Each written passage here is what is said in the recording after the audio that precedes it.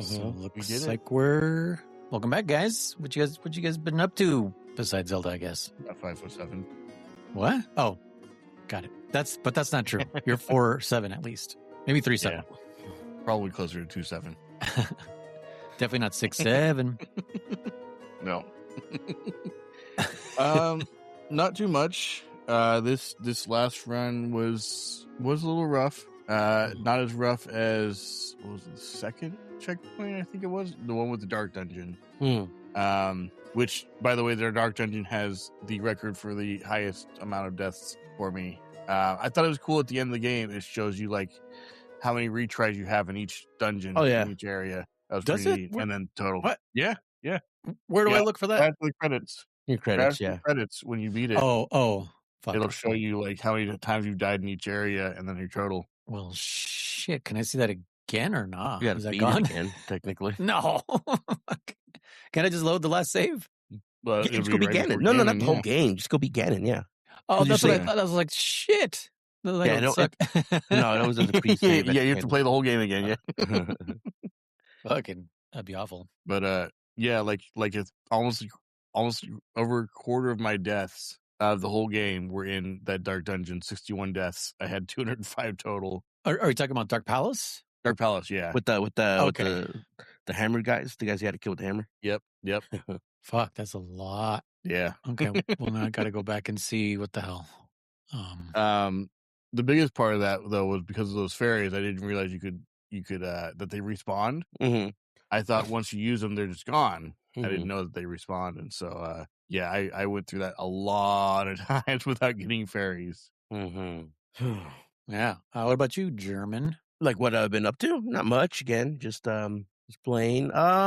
Randomizing, confusing the shit out of yourself? Oh, absolutely, dude. I mean, I'm already in different timelines as it is, so then it's fucking harder. When you're playing a randomizer, you're like, wait, didn't I already check that? But I've been brushing up on it. I don't think we have a date yet set up, so we'll see. For the race? Yeah. But I mean, like I said, I got some stuff about this playthrough that definitely I'm interested to see what you guys think. Some questions for Chris, as always. Some riddles, or what do you call it? Shattering his knowledge of the game. That was always fun. Yeah. What did magic? Yeah. Did you get double magic? Yeah. Did you get that? Yeah. Did you get that? No, it's not a thing. Okay. You know what? What's kind of annoying? I wish there was a way to get more bombs and arrows. Don't you, Chris? There is a way to get more bombs and arrows. I know about that. Oh, okay. If only there was a way to get more magic, maybe like double the amount or something. I don't know. Yeah. All right. Well, then I guess here. Let's jump into it then. I guess. Welcome back, everybody, to the Legend of Zelda podcast, where we play through all the games from 1986 all the way to the present in chronological release date order. I am Noise, editor-in-chief. I'm accompanied by DammitKriss, the world's worst gamer. Hello. And Rizer, the noob podcaster. Hey, not my title. I'm just emphasizing the noob podcaster because of what happened yesterday on our other podcast. What happened yesterday? Oh, when I broke shit? Yeah, and seemingly, like, by not touching anything, somehow the podcast broke on your side. But yeah, okay. So we only had 3 dungeons to do. Mm-hmm. Misery Mine, which is where German kept thinking that's what we were, or Mire. Yeah. You see why I think this one's swamp, right? I guess. It's the entrance, swampy maybe? as fuck. You're in a fucking swamp. Outside? Sure. Well, the boss, I guess. Sure, outside. Yeah. What does mire mean? Does that also mean swamp? Is that a synonym? I think bog, mire, swamp, they're all kind of interchangeable. But well, because the one that's actually called Swamp Palace, what's swampy about that one? Fucking water? It should be called the Water Palace. Well, you're in the swamp. I mean, it's a wetland, because you have to drain the outside. It's a little lake. Clean water is not a swamp. I would drink out of that water, dude. Swamp doesn't mean you can't drink from it. The fuck? I mean, doesn't mean you can't, but you definitely shouldn't. I wouldn't. Like, there's like more reptiles and amphibians in swamps than there is in fresh water. Yeah, it's nasty, Chris. Yeah, because you're right. Because Swamp Palace is in Lake Hylia, right? That's Lake Hylia down there. That's ice. Is that Lake? No, I thought Lake Hylia was to the east. It's ice. Yeah. Swampland's just some little dam. It's literally nothing, man. Like, that's why I always forget that it's a damn dungeon until like I'm like, oh yeah, this is a fucking dungeon. I always forget about it. Damn dungeon. The damn that's a little damn dungeon. But yeah, Misery Mire. Oh man, I've actually not played Misery Mire in a long time. Especially recently because I was stopping myself in my randomizers at any dungeon that required me to go into it that we weren't on the checkpoint. Just for me, just me. It was no real like, reason. It was just like more practice, for the start of the seeds, if you will, right? So if a seed required me to go into Misery Mire or Total Rock or Ganon's Tower, I was like, nope, and I would just launch a new one, and so I got pretty good at the first like 4 dungeons. But yeah, Misery Mire, this is my first time going through it in like 20 years, and wasn't too bad, but I definitely got my ass kicked to the boss a lot because he hurts when you're not having the extra defense, Yeah. Yeah. So, Chris, guess who's back? Back Ganon. again. Wizrobe's back. Oh, Wizrobe's. Yeah. Tell a friend. I gotta say, they weren't nearly as bad as this one though, because they stay in place. Yes. Yes. I still couldn't see them. I still had that same frame rate issue. No shit. Really? What the fuck? Yeah, where they would just be there, shoot, and then disappear again. But because this time they were staying in place, it was much easier. What is happening? It's so I weird. don't know. I don't get it. Because the same thing happens, like if I take damage, my sprite will disappear. But because there's that little shadows thing below it that stays there, that's the only reason I can know where I am when I take damage. I'm curious to hear from the listeners who are also playing on Switch. Because obviously I played 1 and 2 on the Switch and on 2 on... Wait, no, did I play 2 on PC? I know I played 1 on Switch. And I didn't have that problem. German, you didn't have that problem. Only one time Switch? it happened. No, I've been playing on... Oh, you're right. I watched that live. I was like, whoa, what the hell? Like, it happened to German too. So I'm curious if the listeners out there can like send us a comment or something. Let us know if you're experiencing the same thing on Switch or even on emulator with enemies that blink in and out of like existence. You know what I mean? Like not out of existence, but you know what I mean. I'm curious because that's weird. Yeah, I'm also playing on a TV monitor. Right. Yeah, that frame rate issue. So our producer Shadow does not have that issue on Switch. He said, right? Yeah. I still need to see if it is the HDMI cable itself, because it's a long one. It's a 15-foot one, so that could be part of it. But I don't think I've ever had this issue with anything else. I think it's only been the Switch that I've had this problem. I've never had any frame rate issues with anything else that I can remember. So I'm trying to think of like another game that has that kind of like quick blinking that we can test. Yeah, it's weird that 2 Zelda games are doing it. So it's got to be some kind of weird frame rate issue. But yeah, I actually like this dungeon. It was kind of straightforward for me. Just me, or am I getting used to it finally? The suffering has ended, maybe. Yeah, I don't remember it being too difficult. It was pretty linear. Yeah, pretty linear. Absolutely. No real puzzles necessarily. Yeah, just give me a straight path so I could just go through. Yeah, don't confuse me with rooms. I don't mind the forking paths too much. Like the Ice Palace wasn't too bad for me. I kind of enjoyed the figuring out where to go and how to backtrack and everything like that. But I don't dislike when they're linear like this, and it's just like you go this way, and then like there's a couple offshoot rooms you can go into and get extra items or whatever. But for the most part, it's here's your path. You just go straight forward, and that's it. Yeah. What are you driven? This is a dungeon that for some reason I've just never really memorized too much. I don't have any real fond memories of it.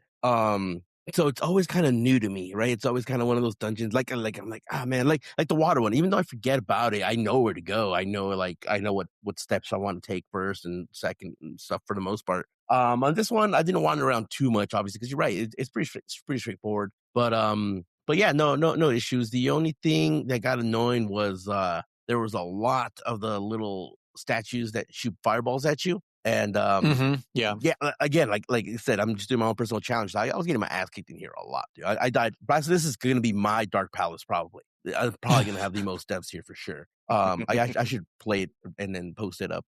My that stuff that Chris was talking about, all their stats, I guess. But no issue. And here you get an item, very unique item. Trying to remember what those things were called. The statues. Yeah, just fucking turret heads, I guess. I don't know. Fire heads, we'll call them. Turret heads. But yeah, you get here. The item is the Cane of Somaria, a very unique item. Chris, wouldn't you say? Yeah, it would have been nice to have that in the ice palace. Yes, that's why. Shadow said when we were talking about it, when I was like super lost in the ice one, I was overcomplicating it. And he's all, I'm like, dude, dude, do you know this one memorized? He's like, yeah, I have it memorized or whatever. He goes, plus, I always do Misery Mire first. Got it memorized? Yeah, I know. And as soon as he said he does Misery Mire first, I was like, oh, I know why. And I'm like, yep. And he's like, the cane. He's like, yep. I'm like, yeah, that would make that fucking Ice Palace so much easier. No, he didn't get their reference. No, he didn't. Of course he didn't. No. What did I guess I missed it. What did you say? I said, got it memorized. Got it memorized. Got it memorized. Yeah. Nope, right over my head. That'll be the next podcast. Oh my God. What? I'm missing out. Kingdom Hearts. Yeah. Oh, Axel Foley says that podcast will never happen. Axel Foley goes, got it memorized.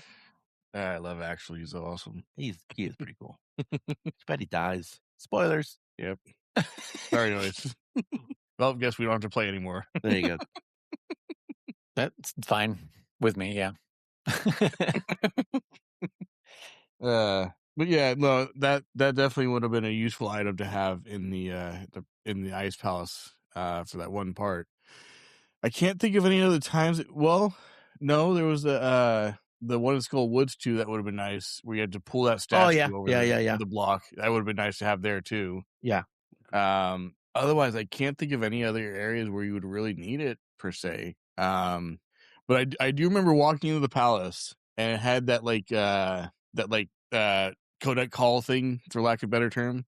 Where you talk to the person like, oh, don't go in here without an extra potion of magic. And I was like, crap.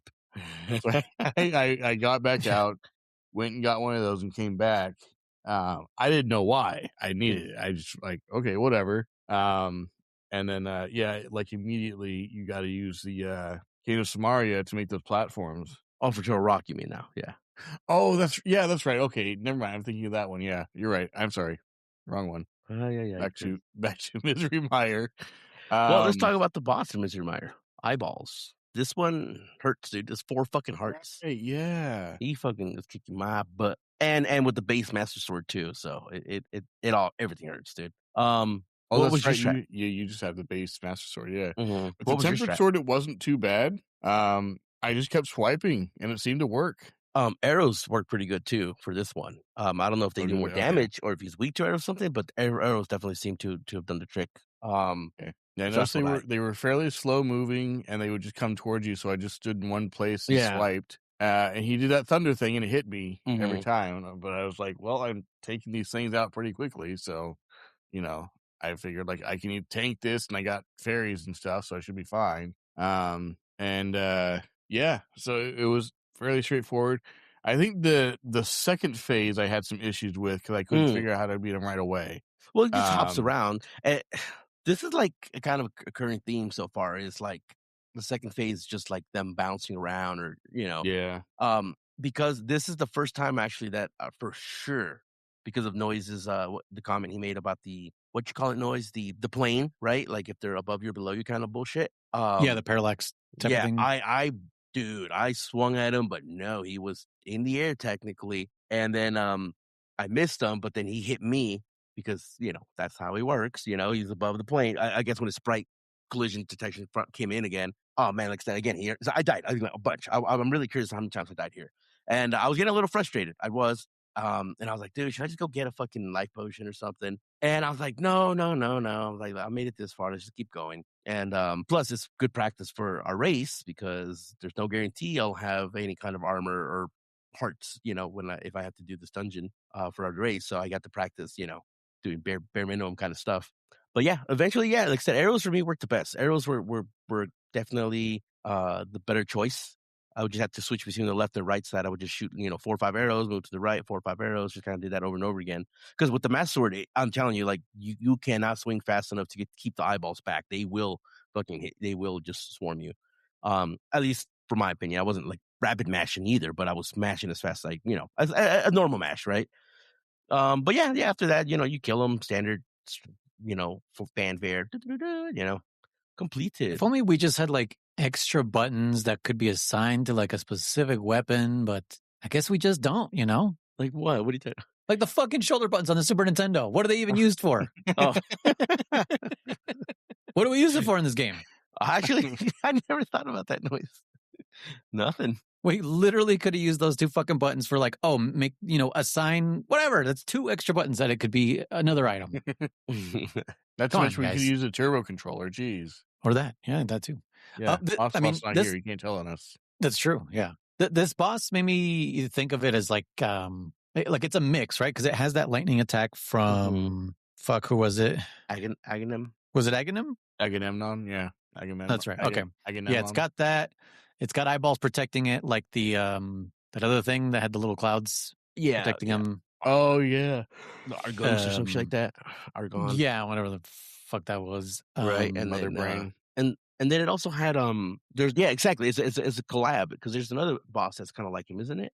Not Skull Woods, not Blind, maybe not Ice Palace. Oh yeah, like Ice Palace, kind of similar. An eyeball. He was still an eyeball, right? So it was still like you shoot all the ice and then he turns into 3 little eyeballs that just fly around at you and shit. Yeah. Yeah, so he's definitely a combination of like those 3 bosses, in my opinion, as well. But yeah, no. Like I said, it's a pretty straightforward. Honestly, it's probably, I guess, in my opinion, the least memorable dungeon. I don't feel any real theme in here. You have to use the Cane of Samaria, obviously, to progress. But that's something I was going to bring up too, was that it definitely feels like the trend that we thought we would be seeing of use the dungeon item to defeat the boss is just not really happening, right? Like the only one that actually none of them, because the bow and arrow just unlocks the path to the boss. You can beat those armos with any weapon, really. You don't throw pots or rocks at the desert palace. You don't use the moon pearl against fucking what's his face, the hamburger helper guy. Yeah. No, like even Skull Woods, you get the fire rod. It's just to unlock the path. I think that's more what happens now. It's you use. I guess the only one that really would qualify would be Hookshot against the Argos dude, because you have to remove his little clouds using Hookshot. That's probably the only one that actually does work. Well, and the Ice Palace, you have to have the fire rod. That's true. But that's not the dungeon item though. Oh, so. You're right. Yeah. But no. And like I yeah. said, that to me makes me think like. It also reminds me of the times I do complain, especially in Zelda games, but other games that do this trope where it's like, oh, you got the boomerang, right? And you're like, gee me, I wonder how will I beat this boss? And it's like obvious as daylight, right? And it's like you don't have to make it that obvious, fucking, like I said, you get the bow and arrow, and it's like, oh me, oh my, like look at that bright weak spot. I wonder if I shoot my arrows there, Oh, the other one that does is hammer. You do use hammer against the Scorpion dude, Scorpion King. Yeah, with the Scorpion face King. mask. But yeah, like I said, so it's definitely one of those things where like I want to use the dungeon item for said boss, but I also do get mad when they make it so fucking obvious that it's just kind of like, just why do I don't know, you guys kind of get where I'm going, right? When sometimes it's just blatant and you're like, well, thanks, I'm not, 5, I could have figured it out, on my own, or make me use that item in a unique way, like for the Armos guy, break his skull, and then you can hit him with whatever you wanted, right? Versus, you had to use the hammer to beat him. No, just use the hammer to weaken him up or whatever. So, but yeah, so anyways, yeah, this dungeon is it's the least memorable in my opinion for me. Yeah, that's all I got to say about this one. Basset Hound. That's all I have to say about that. Anything else before we move on to the Turtle Ruckus? But yeah, I mean, like I said, it's pretty linear. I'm not a fan of conveyor belts still, but they're not as bad as what was that one that had a shit ton of conveyor belts? Was it Gargoyle's Domain? Let me see. Well, with the Mothra fight, yeah, for sure. Oh no, that's not jeez. Gargoyle. That's No. This is the one with the pumpkin head that you were talking about. yes, blind. Yeah. Those conveyor belts were fucking. Those rooms were stupid. Yeah, not too crazy of conveyor belts. We have some new textures. We have like we're walking on a fence or a grate or something. Mm-hmm. I noticed spiked floors. Is that new? I'm trying to remember if we had seen spiked floors before. I think we have. Yeah, there was some in Ice Palace. Oh shit, was there? There's a like a little section where you spawn in a treasure and you can hook shot across it. Some spike floors. Oh yeah. Was that You're right. spikes? Yeah. Mm-hmm. Okay. I don't know why I didn't remember those. Okay. Because there's only one room, really. Yeah. Was there anything else new besides whiz robes? No. There was like these. I'm like looking through the walkthrough. What is that? I don't remember seeing that. They're like little rats or slugs or what the fuck is that? Oh yeah, Are they supposed to be ropes? No, we've seen ropes earlier. No, they're little slugs. Yeah, Oh yeah, that they poop bombs. dropped bombs, didn't they? Yeah. They literally poop them. Huh. I don't know. I blanked out. That's right. Those were only in those few rooms, and that was it. Yeah. Okay. In a conveyor belt room, of course. Yeah. Green bombs. They poop green bombs. Mm-hmm. Speaking of like green bombs, like so the trees in the dark world, they'll also, some of them have an actual face on them. And they'll spit a bomb at you. And then did you ever bonk? Yeah, did you ever bonk like a healthy tree, Chris, and get apples? Yes. I love that. Cool. I love those. Yeah. It's a little detail that like you're like, oh yeah, that's kind of fun, like free health, cool little details. Sometimes they could drop fairies and shit too, but I think, and it's such an obvious tree. You're just like, huh, this one like fucking sticks out. Like it's it's like a different color palette. Or like there's a bunch of trees here and there's one, all by its lonesome. Yeah. Me oh my, I wonder if I had to do something to it, right? The famous Link quote, me oh my. Yep. Yeah, and then from here, what's it called? Turtle Rock. Turtle is the name of this place. Okay. You finally get to open this fucking this wall that I've been trying to burst open since we spawned into the Dark World. Sorry, not at Turtle Rock, but if you get the red bomb, the pyramid. Correct? Oh right, the pyramid fairy. Yes, bomb. Yeah, been trying to pull that fucking thing up for days, and it was just like, what the fuck? What do I open this with? Like slamming into it, doing everything I could. I was watching who was playing? I don't know if it was Dan the Man or maybe Dan. No, I think it might have been Dan the Man. He saw it too. He was like, "Ooh, bomb!" And he fucking went and put a bomb down, and it doesn't do shit. He genuinely got mad. He's like, "Don't show me a cracked wall if it's not going to crack open." I just laughed. I'm like, "Up!" I'm like, "Just wait, just wait." Just some BS, bro. Like, what the fuck? And I had actually explored the what is it? Like where you like hookshot across that like broken bridge? Oh yeah. Over is it Death Mountain? Is that considered Death Mountain? Yeah. To, like, I think so. Yeah, the northeast of Death Mountain or whatever. Mm-hmm. And I remember I couldn't really find my way through the cave systems. You mean? Yeah, like you'd like drop down and it would just like send you back down to another floor that you've already been to, and I'm like, which is the purpose of this thing? That area that was actually pretty easy for me to figure out. I didn't have much trouble with that. I didn't have. I know for one part, I didn't have the cape of invisibility, right? Which I don't know why a cape that makes you invisible also lets you travel through things. Mm-hmm. Through the bouncy ball. Yeah. You're invisible. You're not intangible. Yeah, intangible or whatever the word is. Yeah, like it makes no sense, but apparently that's how you get through that other part. But I'm looking here in the Dark World. Yeah. Okay. Yeah. And then there's like that in like what is this thing? It's like a little path, like an invisible path thing. Yeah, so that area I didn't know where to go. Like I remember I went in there and I was like, how do I get around? So I was like, there must be some item I don't have yet that I need to get through here. And I remember I got that when I went into Turtle Rock, it has you make those things, and I was like, oh, maybe that's what I need to do is make those. And I went back and I was like, I don't see any question marks where it's supposed to go, but maybe that's only for Turtle Rock. and I just have to do it. And I tried and it wasn't working. So I was like, how the heck am I supposed to get over there? And then there was, what was it? I think I was watching Danny play, and he had done, he was in that area, and he had the thunder totem, not totem, Ether medallion thing. Mm-hmm. Yeah. And he used that, and it showed where the floor was, and I was like, "Oh, that's how you do that." Yeah. So I went back and I did that and was able to get through. But yeah, I was just so confused with that. I was like, "What the heck am I supposed to do here? Like, I don't understand." Now, there's nowhere to hook shot, nothing. What? No, I was gonna say. Now, you weren't like too crazy for trying to block, although it doesn't spawn any kind of large blocks.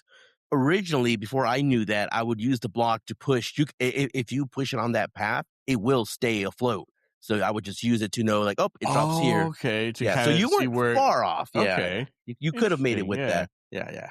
I didn't think about that. Yeah. Wait, what? So the path is there, regardless if you use ether or not, and you can use the cane of Samaria to show you where to go, if you will, by putting where it the on solid the floor. blocks are. Yeah, because you keep pushing it until they fall off, and then you go, oh, okay, that's it falls off there. Okay, so you don't even need the ether. Like the ether doesn't make it tangible. No, and speedrunners will do it blind because they know the path never changes. So yeah. Okay, it just makes it visible. Okay, okay.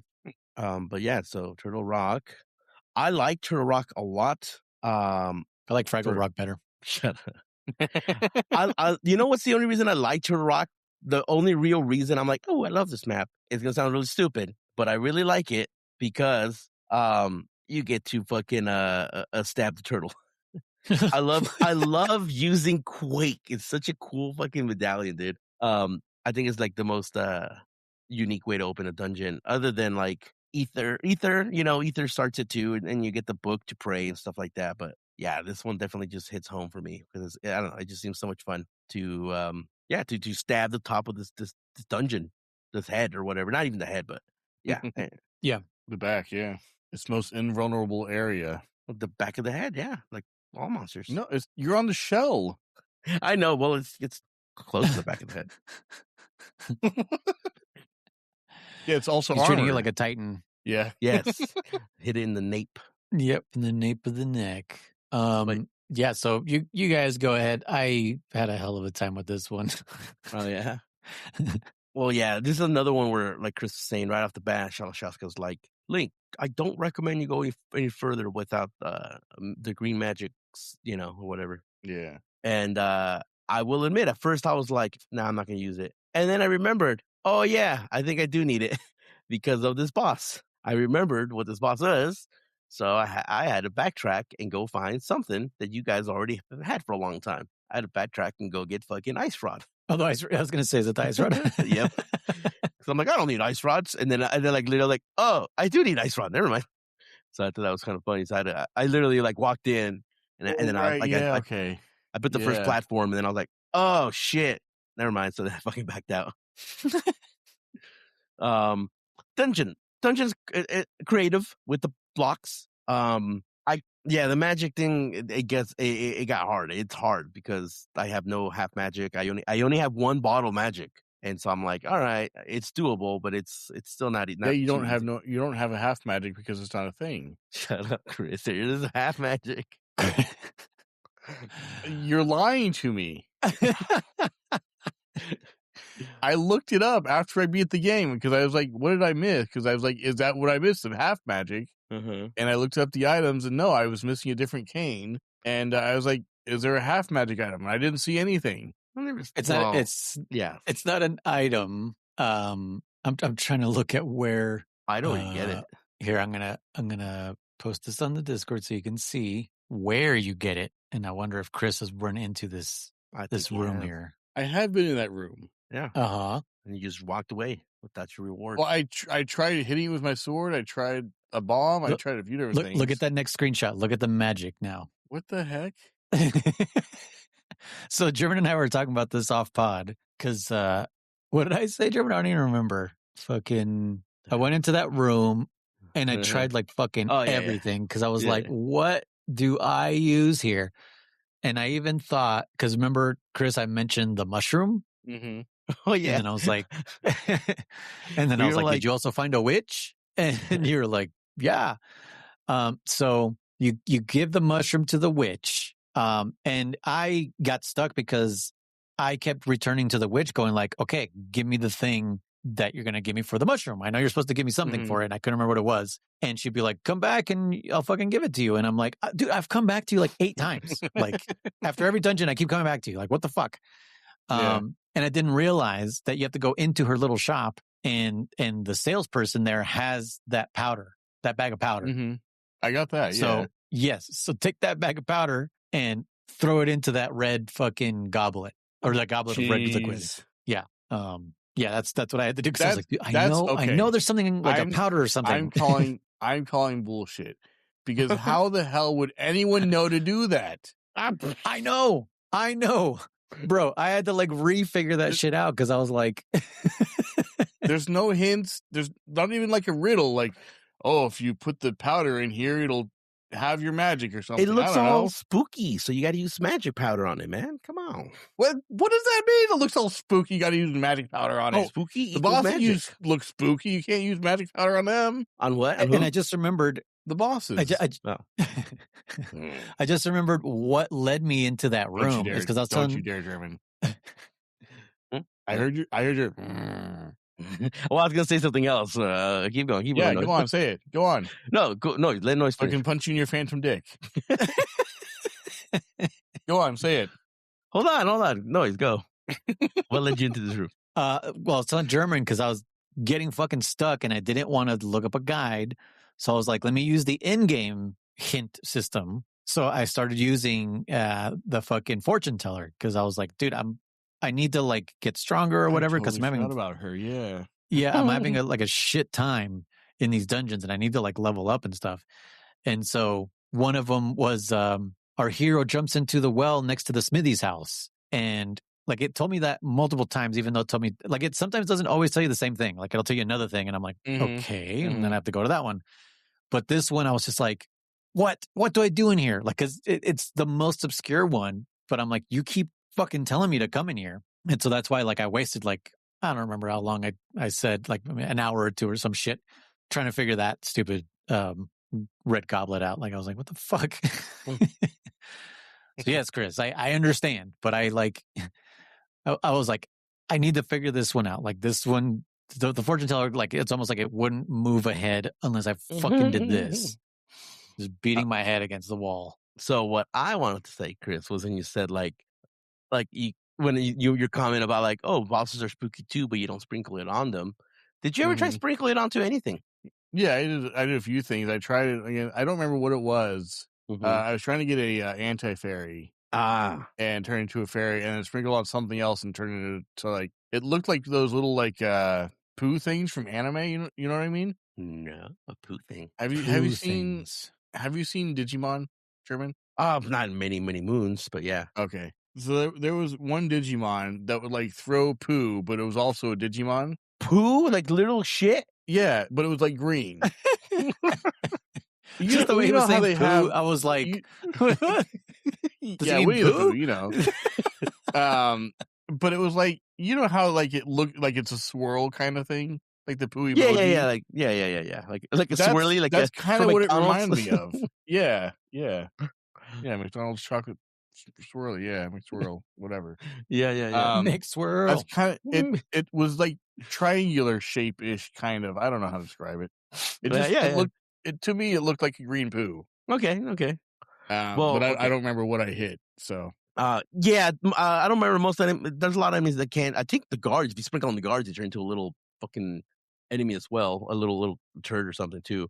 But for sure, you can use it against the anti-fairies. And they do turn to fairies. So that's what I was smirking at. Cause I'm like, oh, that's such a useful thing to do.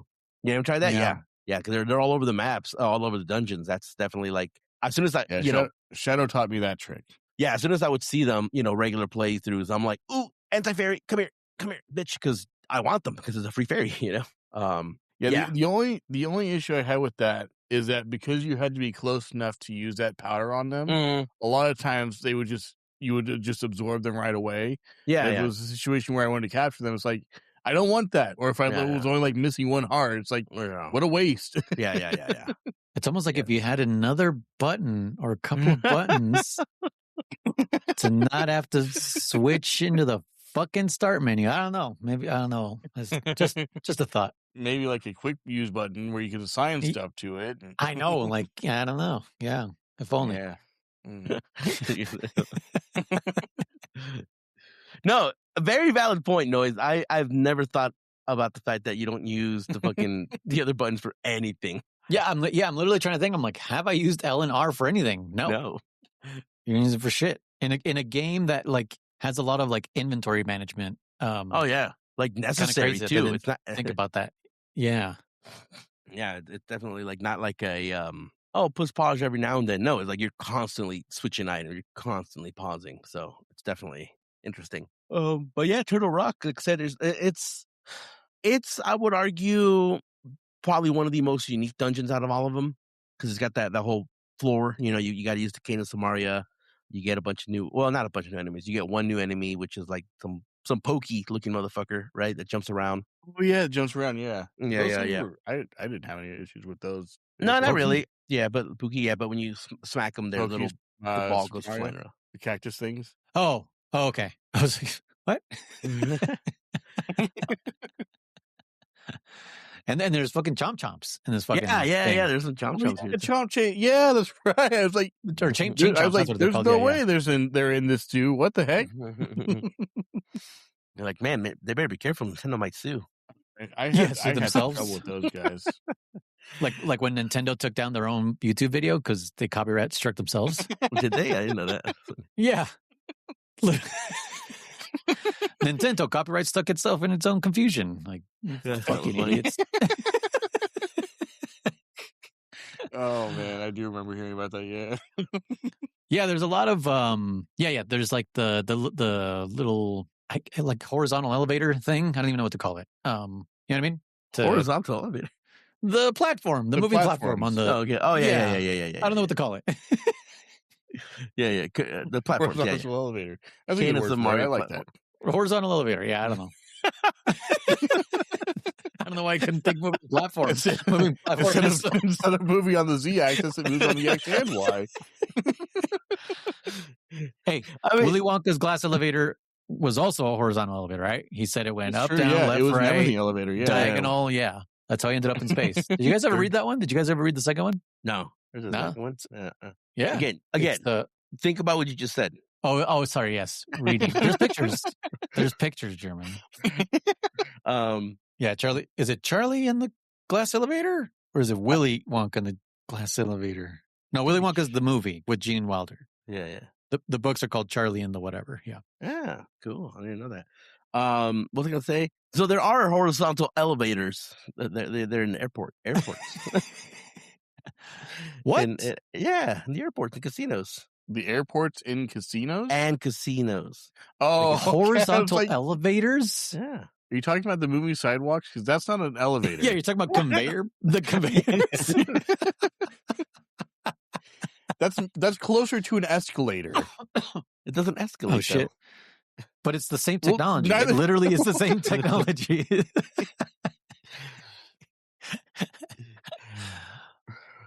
Yeah, no, I know, but neither does a horizontal elevator. It doesn't escalate either. It doesn't elevate. Yeah. So then, if it was horizontal and it doesn't elevate, what would it be called? A horizontal displacer. I don't know. Anyways, yeah, never mind.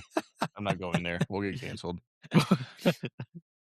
No, I might say it off pod, but I'm not saying on pod. Okay. It's not like I can't cut it out of here.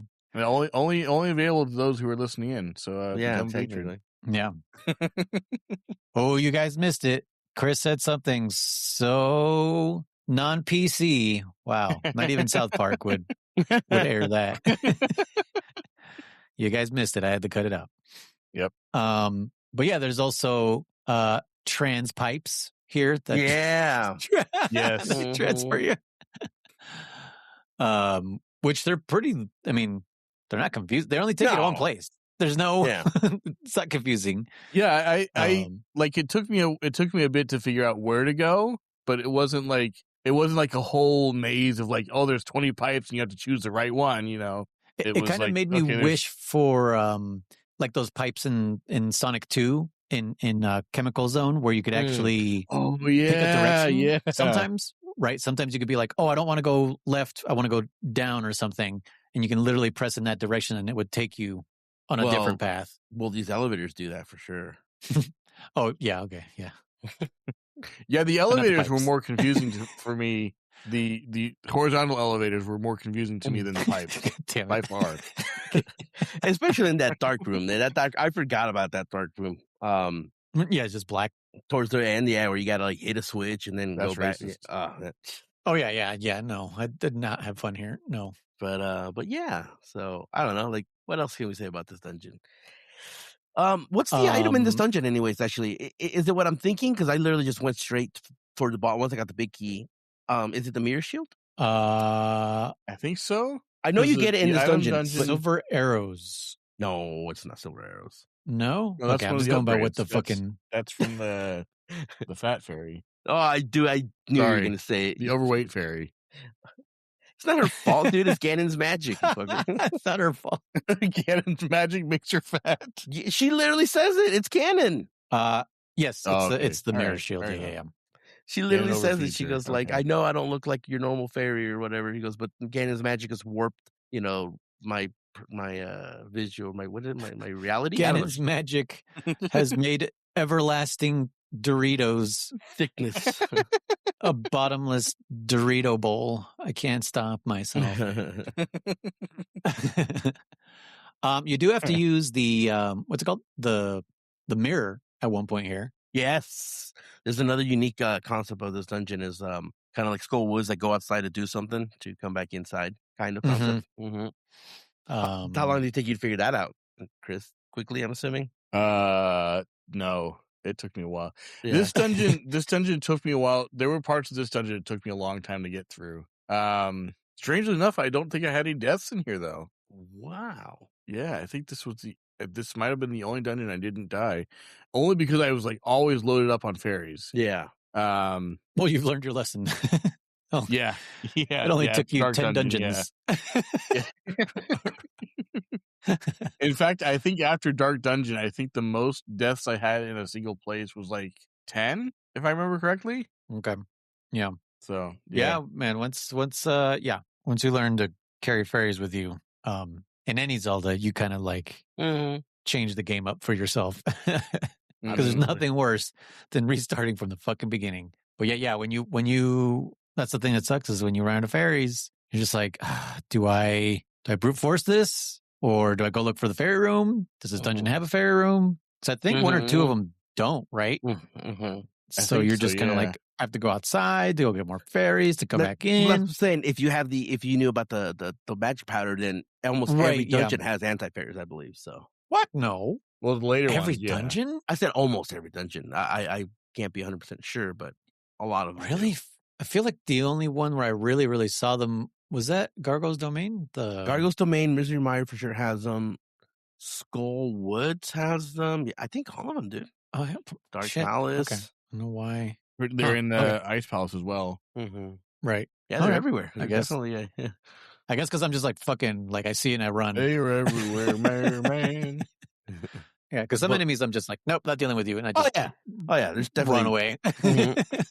Yeah, 100%. There's plenty of times if I don't have to deal with you, I'm out of here, dude. Agreed. You get the mirror shield here. Was it here that had the fairy fountains where they were just over like just a pit? Like you have to follow them? Was that a different palace? Well, no, it was like the fairies would be there, but if you tried to go towards them, you fell into a pit. I didn't. It was like just a black, or was that Ganon's palace? I might have been Ganon's. Okay, but you got a boomerang and a hook shot, bro. I know, but I'm so used to like, oh, there's fairies there. Let's walk towards them, and then I fell, and I was like, well, okay, let's not do that. All right. This dungeon that's a quick hint for anybody out there who wants to murder Chris. Just put something he wants in front of him. over. Do the whole Acme thing. Draw Wile E. Coyote, yeah, an literally. opening on a wall. Oh, I'll go through your a leaf trap or something. He'll fucking fall right into it. Yeah. Was gonna say freaking like Snake Eater. Just exactly. I was gonna bring that up. Yeah, I was doing that a lot. This dungeon has the first appearance too, I believe, of the goddamn eyeballs in the doors that shoot at you when you look. eyeballs in the doors. The like laser above the doorways, like the laser doors. Oh, yeah. Yeah, I think you're right. Oh, okay. Yeah, You know because they were in Ganon's palace, but they were also in this one. Yeah, Mhm. I don't think they were in Misermire. I don't think they were either. I'm pretty sure they're not in Misermire, but if I'm wrong, then I might be wrong. But for sure they're in this one. And If you're wrong, you might be wrong. That makes sense. Yeah.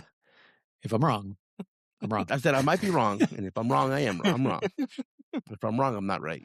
Okay, heads I win, tails you your lose. exact words were, "If I'm wrong, I might be wrong." Oh, dude, German, are these the eyeballs from Ocarina of Time? The eyeballs? Yeah, but instead of lasers, it's fire. You know what I'm talking about? Yeah. I guess this is where they got that from. Yeah, maybe. I'm just trying to make connections to like other Zelda games because, Oh, dude. like I'm telling you, dude, I'm really like almost 100% sure I've never beat this game now. Well, one thing for me that I've But played. he's gaslighting himself. Yeah, I my whole life I was like, yeah, I beat this game. Of course I have. Nope. 100%. 3 hearts only 3 hearts. Yeah, with the wooden sword too. Twice a year. Again, since I haven't played this game in so long either. No scope. Yeah, 360 no scope. 360 nose. There's a lot of tribute, I guess was the word I'm looking for, maybe, that I want to give this game. Like a lot of the music that I love is because of this game. So I'm definitely like, what's the word? Happy that this game exists, right? Because this is a good game, first and foremost. Mm-hmm. But it's got a lot of themes that come back into play later on. Maybe not. I'm not sure, Chris. Don't worry about it. But that I'm like, oh shit! I could have sworn this one was, from my favorite Ocarina of Time, but nope, it started here. So it's pretty cool. Pretty cool to know that. Yeah, Dan had mentioned to me like a lot of the stuff from here is in future games. Yeah. Particularly his favorite, which is Link Between Worlds. Mm-hmm. And so I can't wait to play that one. He had never actually finished this game either. I think he said he'd played it some or something, or I don't know if he hadn't played it at all. But he was saying that, yeah, a lot of the stuff that's in this game is in future games. And he's like, oh, you should look forward to future games because a lot of the stuff that's in here isn't that. And I was like, oh, okay, cool. Sure. I'll take your word for it, Yeah. Yeah. Yeah. So no, but yeah, Turtle Rock, like I said, nothing. This one's also pretty straightforward. There's not a lot of like branching off too much. It's definitely a harder dungeon because of the whole concept of having to constantly use the canos of Mario to get around, in my opinion, right? But the worst part for me, I think, was like there'd be a couple times where I would like make a mistake and like go off the platform when it was parked somewhere, and it takes you back to the beginning. Oh yeah, and there was one time where it was like just up and to the left of where I was, but I couldn't get to it, and so I was like, well, I got to make a new platform because it's right there, but I can't reach it. So isn't that so stupid that it's like you fell off the platform and instead of spawning you on the fucking platform, it spawns you where you walked in the room from. You're like, yeah, get the fuck. Yeah. It's same thing with Skull Woods, right? Like if you fell when we would use one of the holes to fall into Skull Woods and a fucking wall master grab you. Yeah, the fucking they would take you. You're like, dude, like this is getting annoying. Like stop grabbing me because he keeps taking me not to the beginning of the dungeon to where I came in from, and it's like, damn it. Well, that's super annoying. That's what I had against that one area in Skull Woods where you had to pull that statue because I came in that entrance there, and it wasn't so much that like, oh, I got to backtrack all the way here now. It's I finally defeated all these freaking enemies, and I'm trying to get this, and then I grabbed by the wall master, taking back 5 feet. Guess what? Everyone's back. Definitely annoying. Yeah. But yeah, this boss, I don't even know the name of this boss. Trigor. Trinix. Oh man, that was close. Or Trinex, whatever. Trinix or Trinix? Trixie, the bunny, the Trix bunny. This is the Sharash Valda of the game. Shari. That doesn't just stare at you the whole time. The camera, I mean. Yeah, oh, Jesus. Yeah, it didn't take me long to figure out the gimmick for him. Oh, it was pretty clear. Yeah. I mean, and then especially when they tell you, like, don't go in here without extra stuff, because I was thinking it was for the platforms. But the Kingdom of Samaria really didn't use that much magic. No. So I was like, okay, it's like I can see if you make a bunch of mistakes, like you'll need to refill, but there's also potions throughout the dungeon. So it's like, I don't think that's why it had me do that. Cause I had 2 bottles of potion just in case. And I was like, I don't want to take any chances. Screw that, so I went to go fight him, and I kind of cheated in a sense in that I was low on, I was about to die. That's what it was. And I was like, crap, I need to get more fairies. So I used the mirror. Oh, nice. Transfer me back to the beginning. I left and got more fairies and came back. This time with just one thing of magic potion, because I knew what to do now. And went back and fought him, and I was like, yeah, this, it's pretty straightforward. And I died twice. The fairies brought me back. But yeah, it was pretty straightforward. I liked that his ice breath actually made like the ice there, and it was permanent. That was cool. I mean, it sucks to have to walk on that, but it's a cool little detail, attention to detail kind of thing. And then I remember phase 2 was a little rough. Had some trouble with that, but it wasn't too bad. Several times I would try to like hit the fire head, because I always went for the ice head first, and I went to the other side for the fire head, and there would be times where I would like just miss it by like a pixel, because he just moved his head, or like it was just out of the way of the ice rod or whatever. It's like, really, come on, like but otherwise it wasn't too bad. Like I said, this was, I think, the first dungeon, or the only dungeon, where I didn't have any deaths, so it was kind of amazing. 0 deaths. 0 deaths, yeah. But like I said, I was loaded up on fairies and ready to go, and yeah. Good, that's good. Anything from you, Noise, for this one? No, like you guys said, just hit him. So I'm looking here on the guide. Someone in the comments of the guide said that a good strat is to use the invisible cloak, and then that's how you can slash him repeatedly after you get rid of the heads, I think is what it's saying here. Okay. Okay. Yeah, because apparently it's the cloak of intangibility. So yeah, just looking at some strats for you there, German. I don't think those are helpful for you. For my race. Yes. Yeah.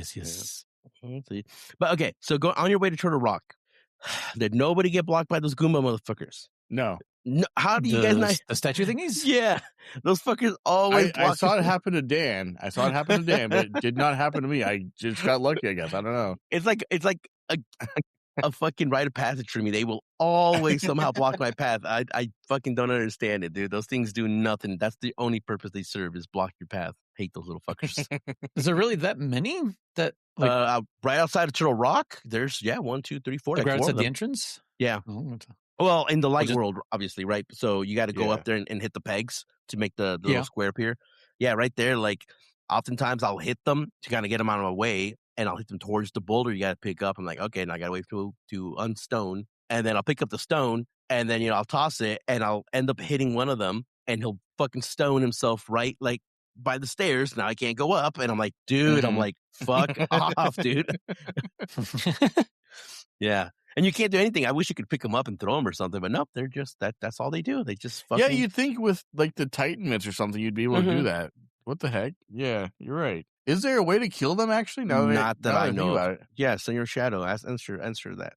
Awesome. I don't think there's any way. Powder? Oh. Does that kill them, or just transform and then you can kill that? Oh yeah, that would kind of, right? It would do. That's the one thing I haven't tried. Makes them slime. Oh, okay. Oh, that's funny. Yeah, because I've tried hammer. Ether? Yeah, ether can turn shit into slime too. I've never tried it against those idiots. Okay. All right. So. Oh my, what?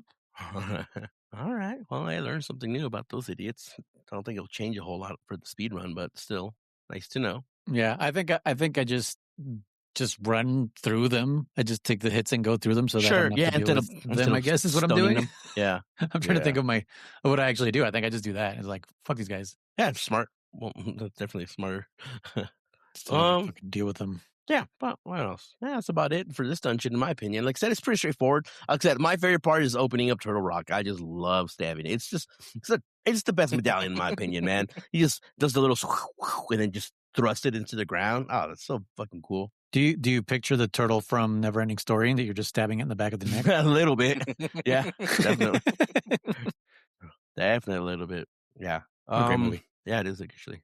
Sequel sucks for the most part. I do remember seeing that as a kid, but for the life of me, I can't remember anything. I remember like a bird person, but that's about it. Yeah.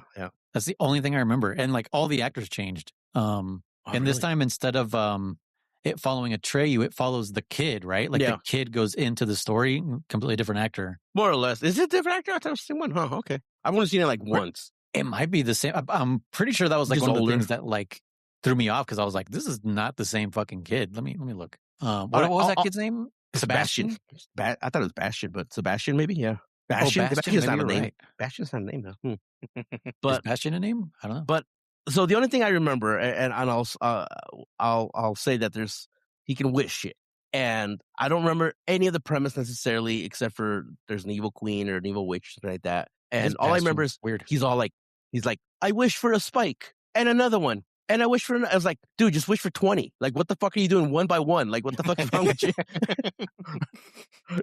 Because, spoilers, every time he makes a wish, he loses a memory. I don't know if it's a core memory, just a memory. And so, yeah, I was like, and I think at this point in the movie, he knows this. And he's like, I wish for a spike.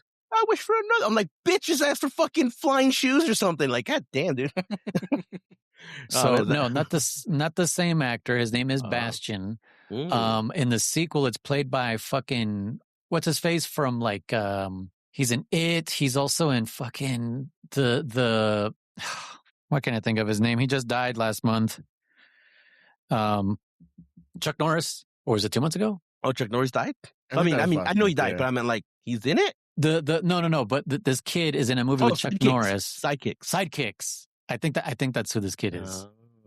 Yeah, he was like the It blonde kid for a while, probably like in Three Ninjas Kick Back. I think that's also where he's from. Oh, Three Ninjas. Dude, I used to like those movies. Well, yeah, of course. We were fucking children. There's a fucking third Neverending Story that came out in 94, dude. God damn. I did not know that. Yeah, I had no idea. Jack Black is in it. Wow.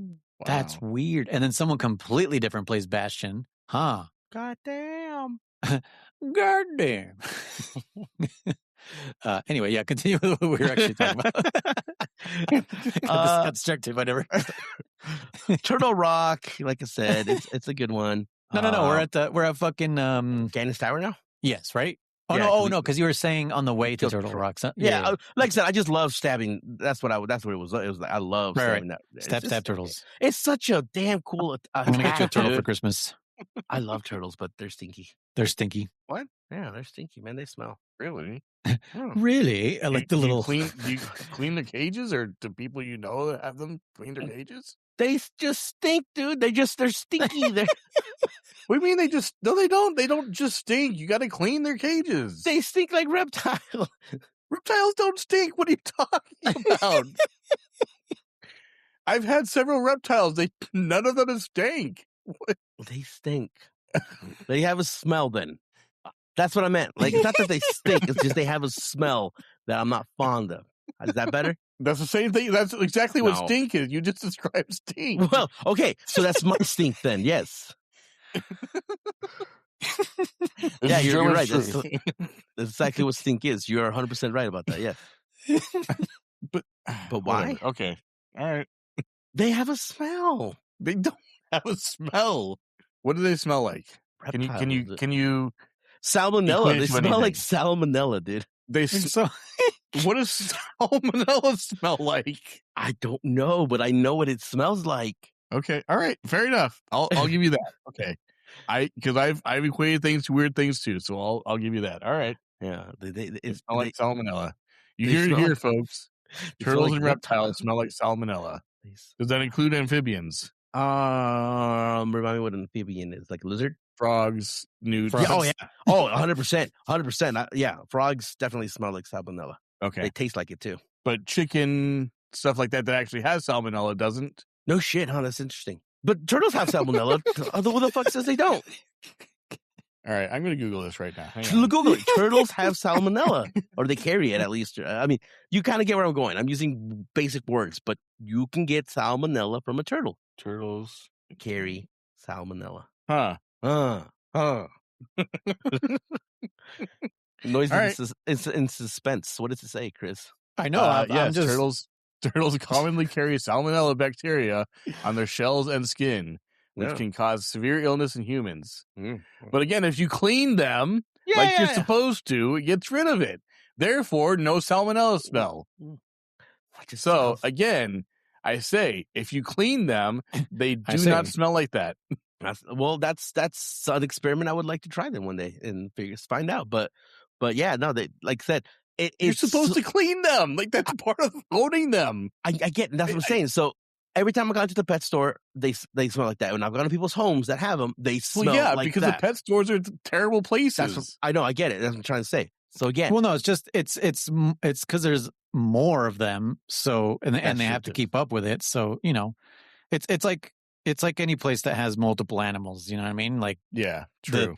The more there are around, the more it's going to smell like them, right? Like, you ever been to here's a perfect example. You ever been to like a gaming store, like not like video games, but just like wild game. What? Wild game, like hunting? No.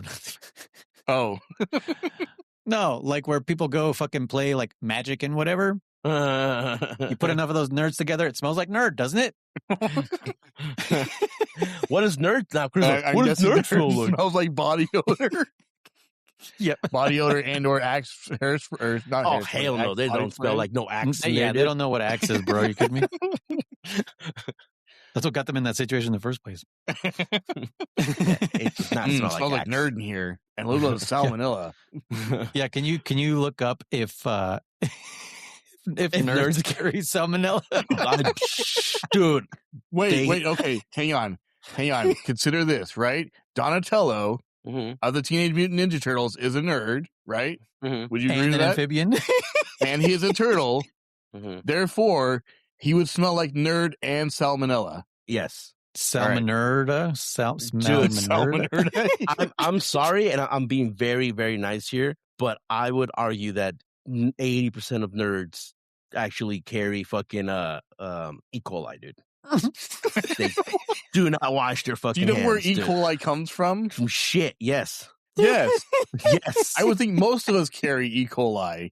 More than fucking normal. That's how we're supposed to wash our hands, dog. I don't think it's just nerds. I don't know why you're singling them out. Well, we just said they stink, right? Meaning they don't shower off. I like how we're all saying nerds. Like is E. coli? I like how we're all saying nerds like we're not one of them. Equate to it in a bacteria? That's why I said 80% of them. I'm just saying probably most of them don't wipe. We're the 20%. We're the 20%. That's all I got. But what about people who aren't nerds? What about jocks and cheerleaders and popular people and goths and all them? Like, do they not smell like that too? I didn't say that. Now hold on. You specified nerds. That's why I'm asking. Okay, so you want to get it? I would argue that 60% of the population has more E. coli than they should have on them. But when we're talking about what nerds, is the recommended amount of E. coli we should have? What's an acceptable amount of E. coli? I don't know, but I mean, I'm sorry. You flush the toilets, you grab your... I mean, there's a lot of it around. But I'm trying to say... It lives in our gut. It's a known thing. It's not unknown of. I know it's in our gut. I'm saying you should fucking be washing your hands, especially after you take a shit. That's what I'm trying to say. So you're telling me. So what you're saying is 80% of nerds do not wash their hands after they take a shit. But the general population, it's only 60%. I would say that. You're searching it? I heard clickety clackers. I'm not searching. I was looking. Here's why I say this, and I'm being very nice. Chris, you and I worked at the casinos, okay? Yeah. I don't know about you, not that I'm paying attention, but I could tell you, I would argue 6 or 7 out of 10 people men at least that would walk into that fucking restroom. 60%. I would hear the toilet flush. I'm assuming they took a shit and they would walk right the fuck out. Oh yeah. Okay, so that's where I get that number from. Okay, So now you just said that nerds, like he had a hardcore spreadsheet nerds, and everything. He's like, "Yep, that guy. That's 6 out of 10 guys." hardcore nerds that are very unkempt and that you said are stinky because they don't know use deodorant and blah blah blah blah blah. Okay, you're telling me those guys I didn't say that. First of all, you did, but yes, I didn't say that. Noise did or something. I didn't say they stink. I didn't say that. No, you were the one that said they stink. I said no. You did, motherfucker, because I said turtles smell like salmonella, and then you said do nerds, and I said nerds smell like E. coli. That's what I said. Did you say nerd? I did not say that. You are actively gaslighting me. I said that nerds smell like E. coli, not salmonella. That's how we got into this subject. But so with that said, remember, I don't know how we telling got me. Well, you'll figure it out when we edit it.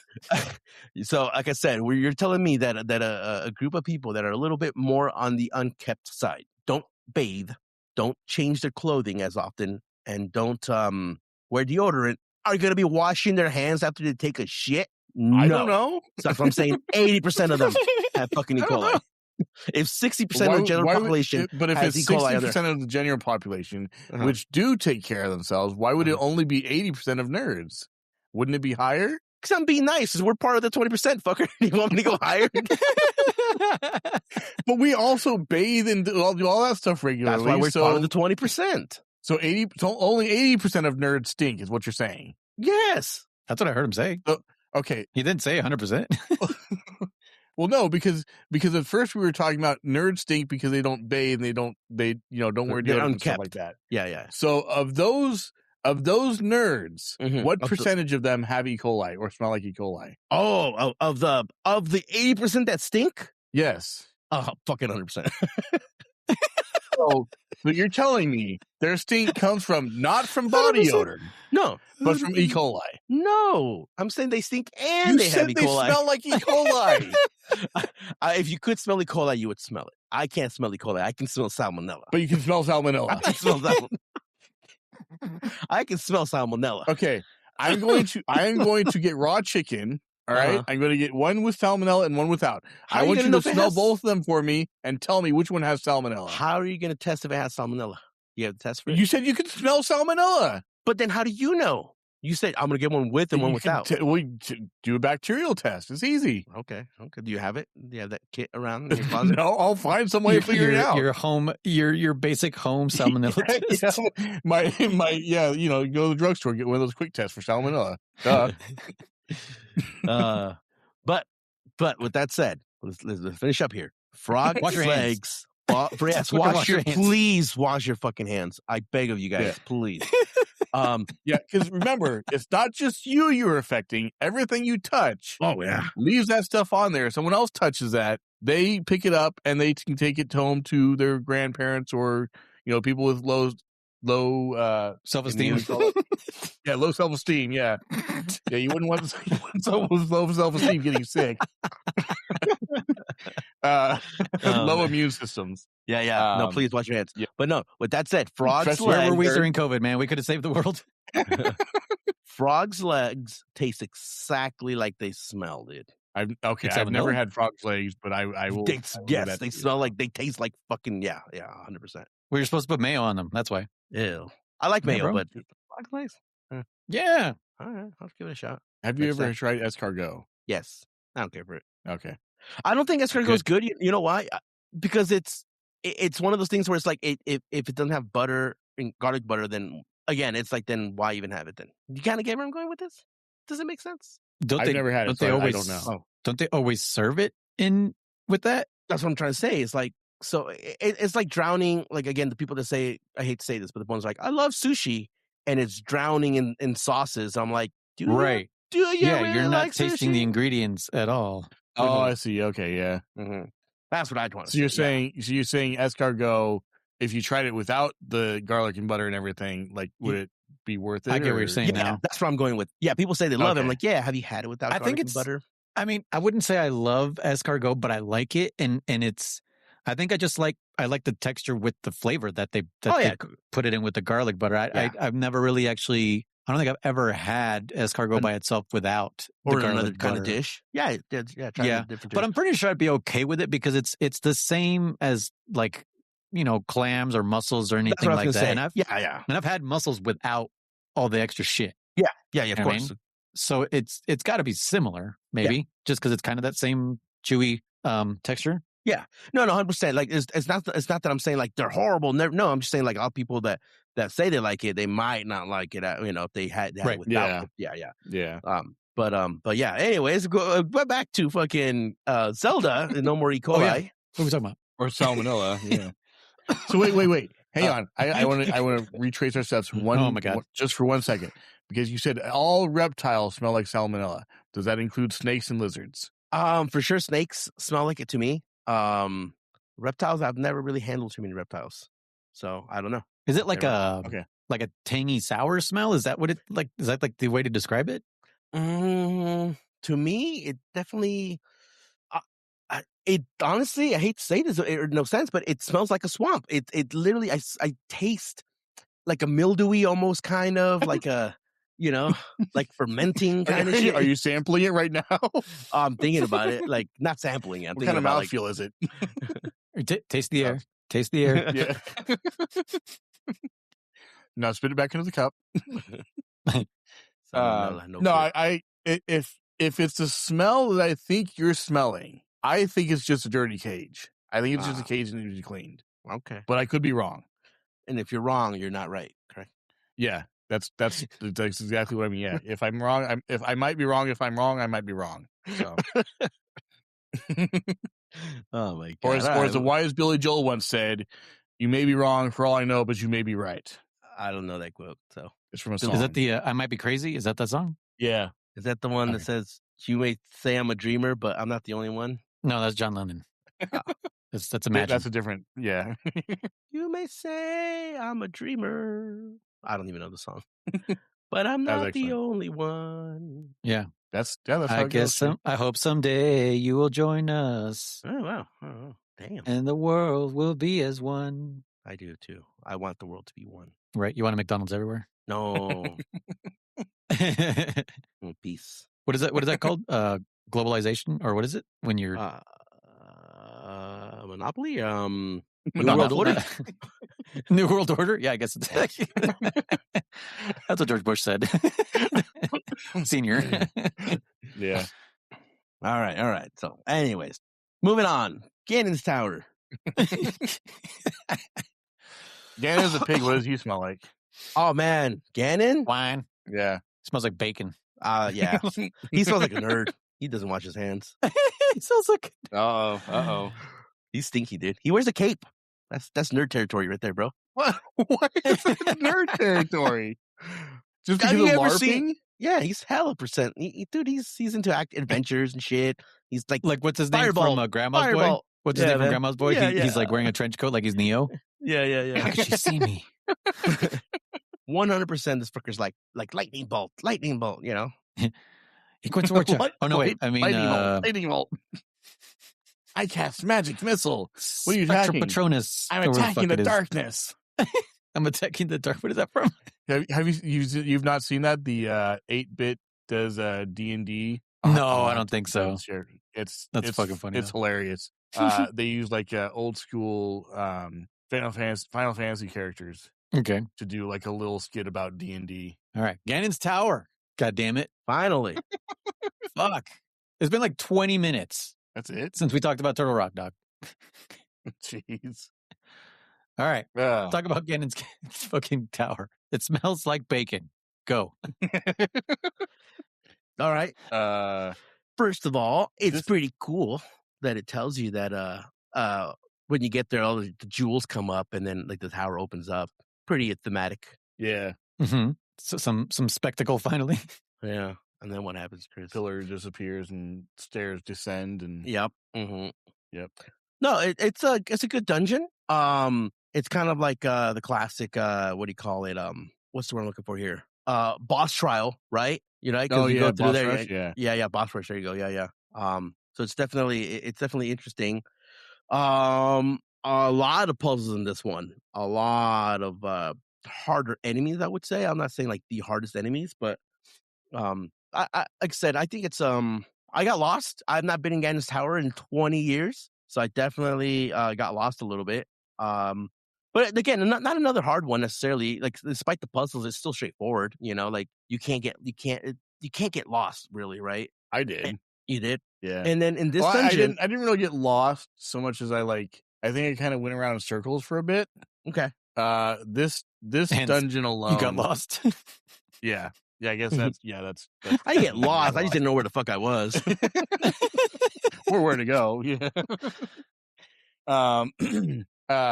This dungeon alone took me 3 or 4 hours just to get to Ganon.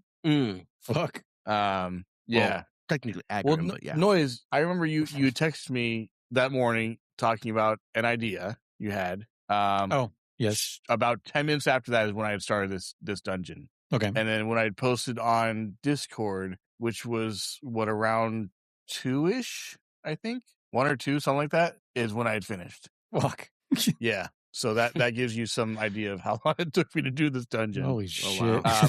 Now, obviously, there were short breaks in there where I would go help my wife with something or take care of cats or whatever. But that was no more than maybe 20 minutes or so, 30 minutes maybe. Mm-hmm. So yeah, it took me that whole time to get through this dungeon. I didn't die a lot.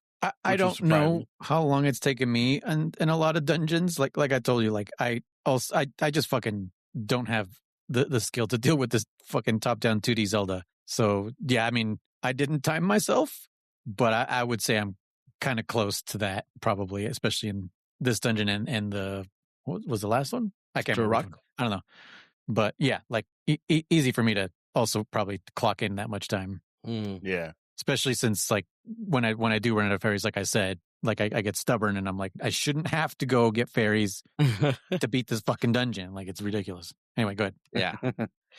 Yeah, go ahead, Chris. Yeah, so it took me a while to get through it, obviously, but I do appreciate, I will say, just like in Zelda 2, instead of when you die, you start back at the beginning at that last palace, you start at that last palace. Similarly, if you go to fight Ganon and you lose, you start right back there at Ganon again. So no shit. You don't have to go all the way back through that dungeon again.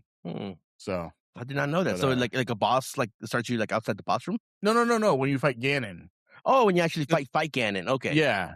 Okay, but that's yeah. No, sorry. Yeah, not the bosses on the way. They were all pretty easy. I remember but I'm trying to say, you don't fight Ganon in his tower. You fight Agnim 2. Yeah. So it starts you off right before Agnim. No. I'm just saying, when you get to Ganon, you don't have to worry about going through the whole dungeon again. Well, no, because he's at the top of the pyramid. Well, I get that, but it's fine. All right, you know what? No, screw this game then. No, I'm being honest.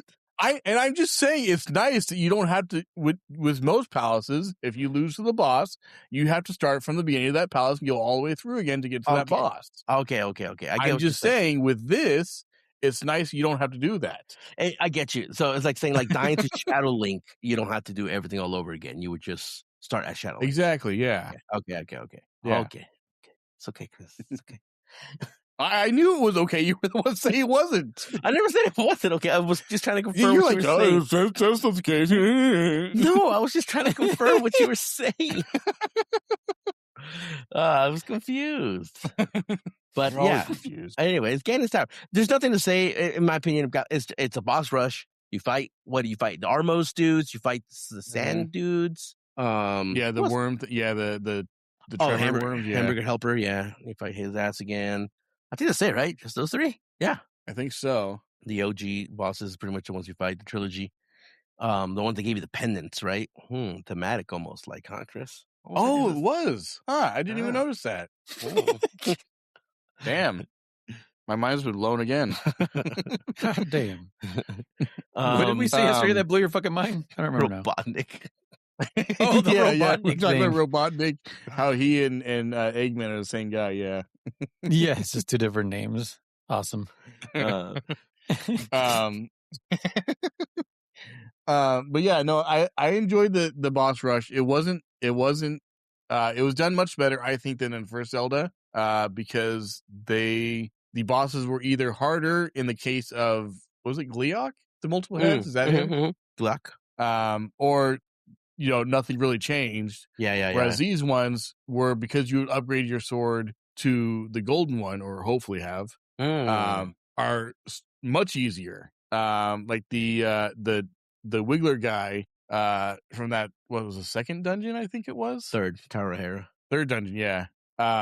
Took 2 hits. Yeah. And then the Armos, I think it was like 1 arrow each. Silver arrow, The silver arrows? Yeah.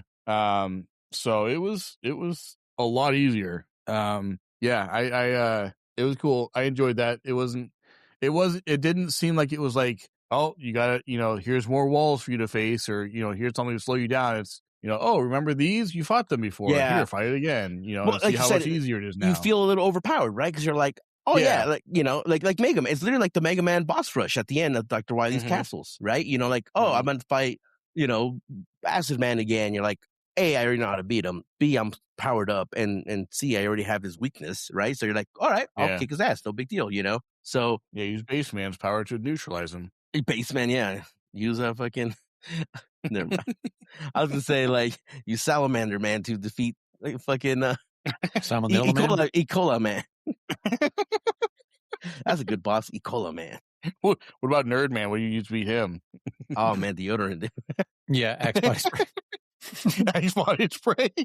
That insinuates there's an Axe body spray. Yes. Man. How do you defeat Axeman? Oh, you beat him with a good job. That's what. What? Axe is for fucking bros, man. For like, it's like with good cologne is what I was trying to get at. But you said with a good job? Yeah, I'm saying like people who wear Axe don't have good jobs. Better colognes or whatever. Yeah. There you go. Okay. Exactly. That was so confusing. You're not some prepubescent boy who's like, oh, I'm so cool. And that's all you smell like everywhere you go. Yeah. Yeah, man. A little bit goes a long way, guys. You don't fucking need to. Literally. Like, do like the women, dude. Spray it in front of you and then walk into it. You don't need the fucking take a fucking shower in it. Oh, jeez. I know there's days you couldn't take a shower, and that's we call that a Mexican shower. That's what we call that. I'm Mexican, by the way. Don't take offense. That's what we call it. Call it a Mexican shower because that's all you got, bro. It's like, shit, I don't smell good. I need to put some cologne on.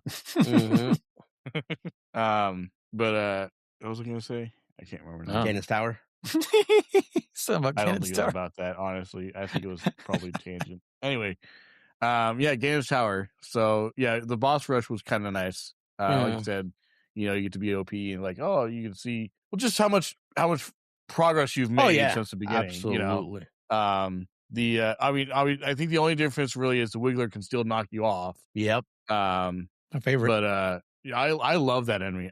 That's still my favorite enemy from this game. My favorite boss. I love him to death. I know you feel differently, Noise, but I love it. But you get through all that, and then you fight Agamemnon again. Mm-hmm. Phase 2. And he splits himself into 3 this time. That's right. It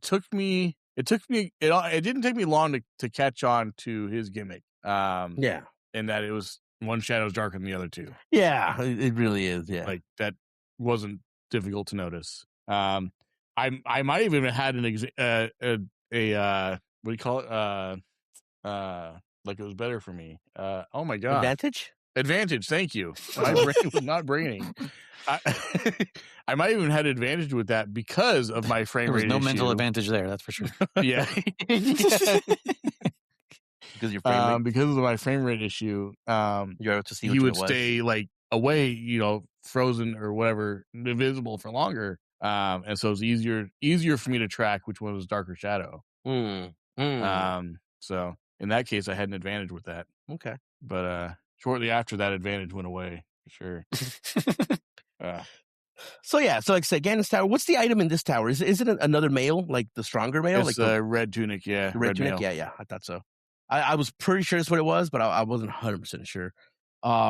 Bro, fucking, was it this morning or yesterday? I can't remember. Jesse's going to work, and I see the shirt she's wearing for work, and it looked like scrubs to me. You know how like the way the V-neck kind of works out, like overlaps that little spot. I was like, why are you wearing scrubs to work? And she's like, these aren't scrubs. I'm like, she's like, this is a tunic, and I was like, you're gonna go fight Ganon or something? And kicked your ass. I didn't know that was like a thing.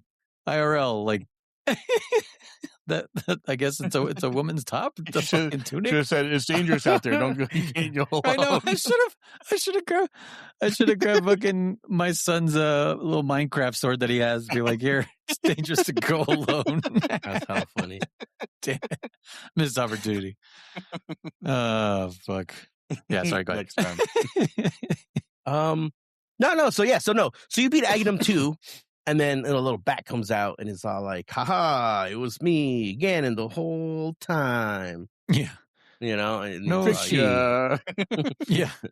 And what's funny here is that this is something that I've kind of complained about, like, forever. And I recently saw someone complain about it, too. They came out, like, in a little short online or something. I'm like my YouTube feed or something like that. And somebody was complaining about, like, why you can't use the goddamn bird in the dark world. And then, like, literally once that happens, it's like, and your fucking bird comes out and takes to the fucking top of the pyramid.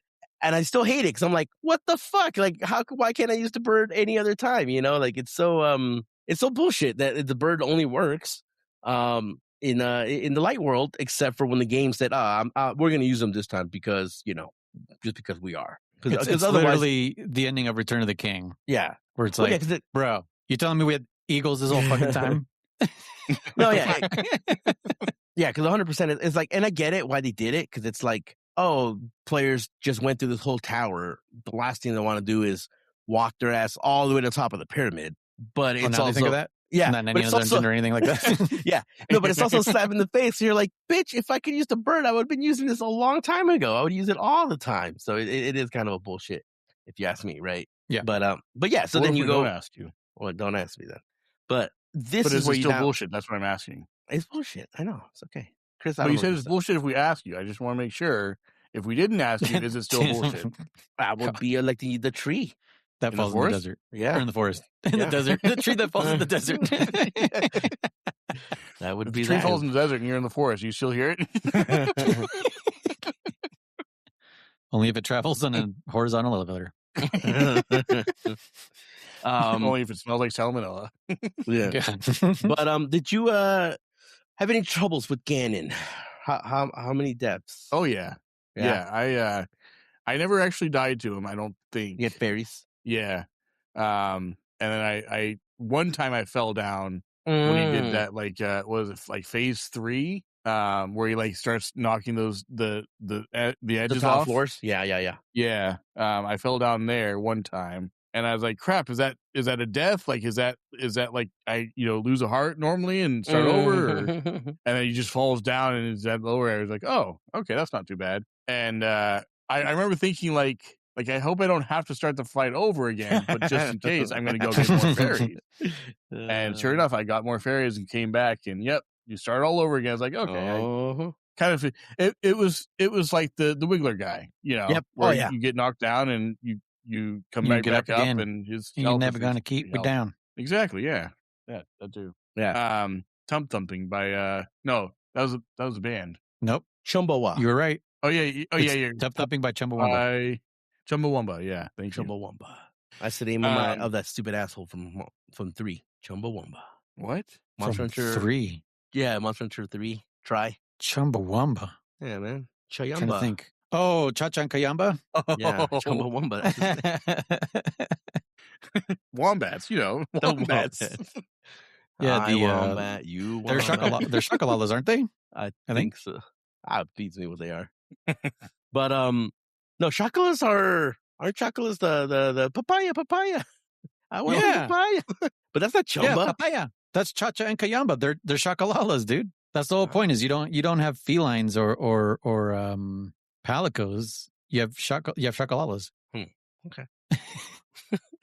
Okay. All right. Anyways, yeah. Get it. Cool. Yeah. So, anyways, what happened with Then you beat. So yeah, the part where he's like teleporting around. Because I was watching Dan fight him too, and I thought he literally just disappeared and would just appear somewhere else. Oh no, he phases in and out. And shows you where he's going. Because I was like, how am I supposed to know where he's going to appear in order to hit him?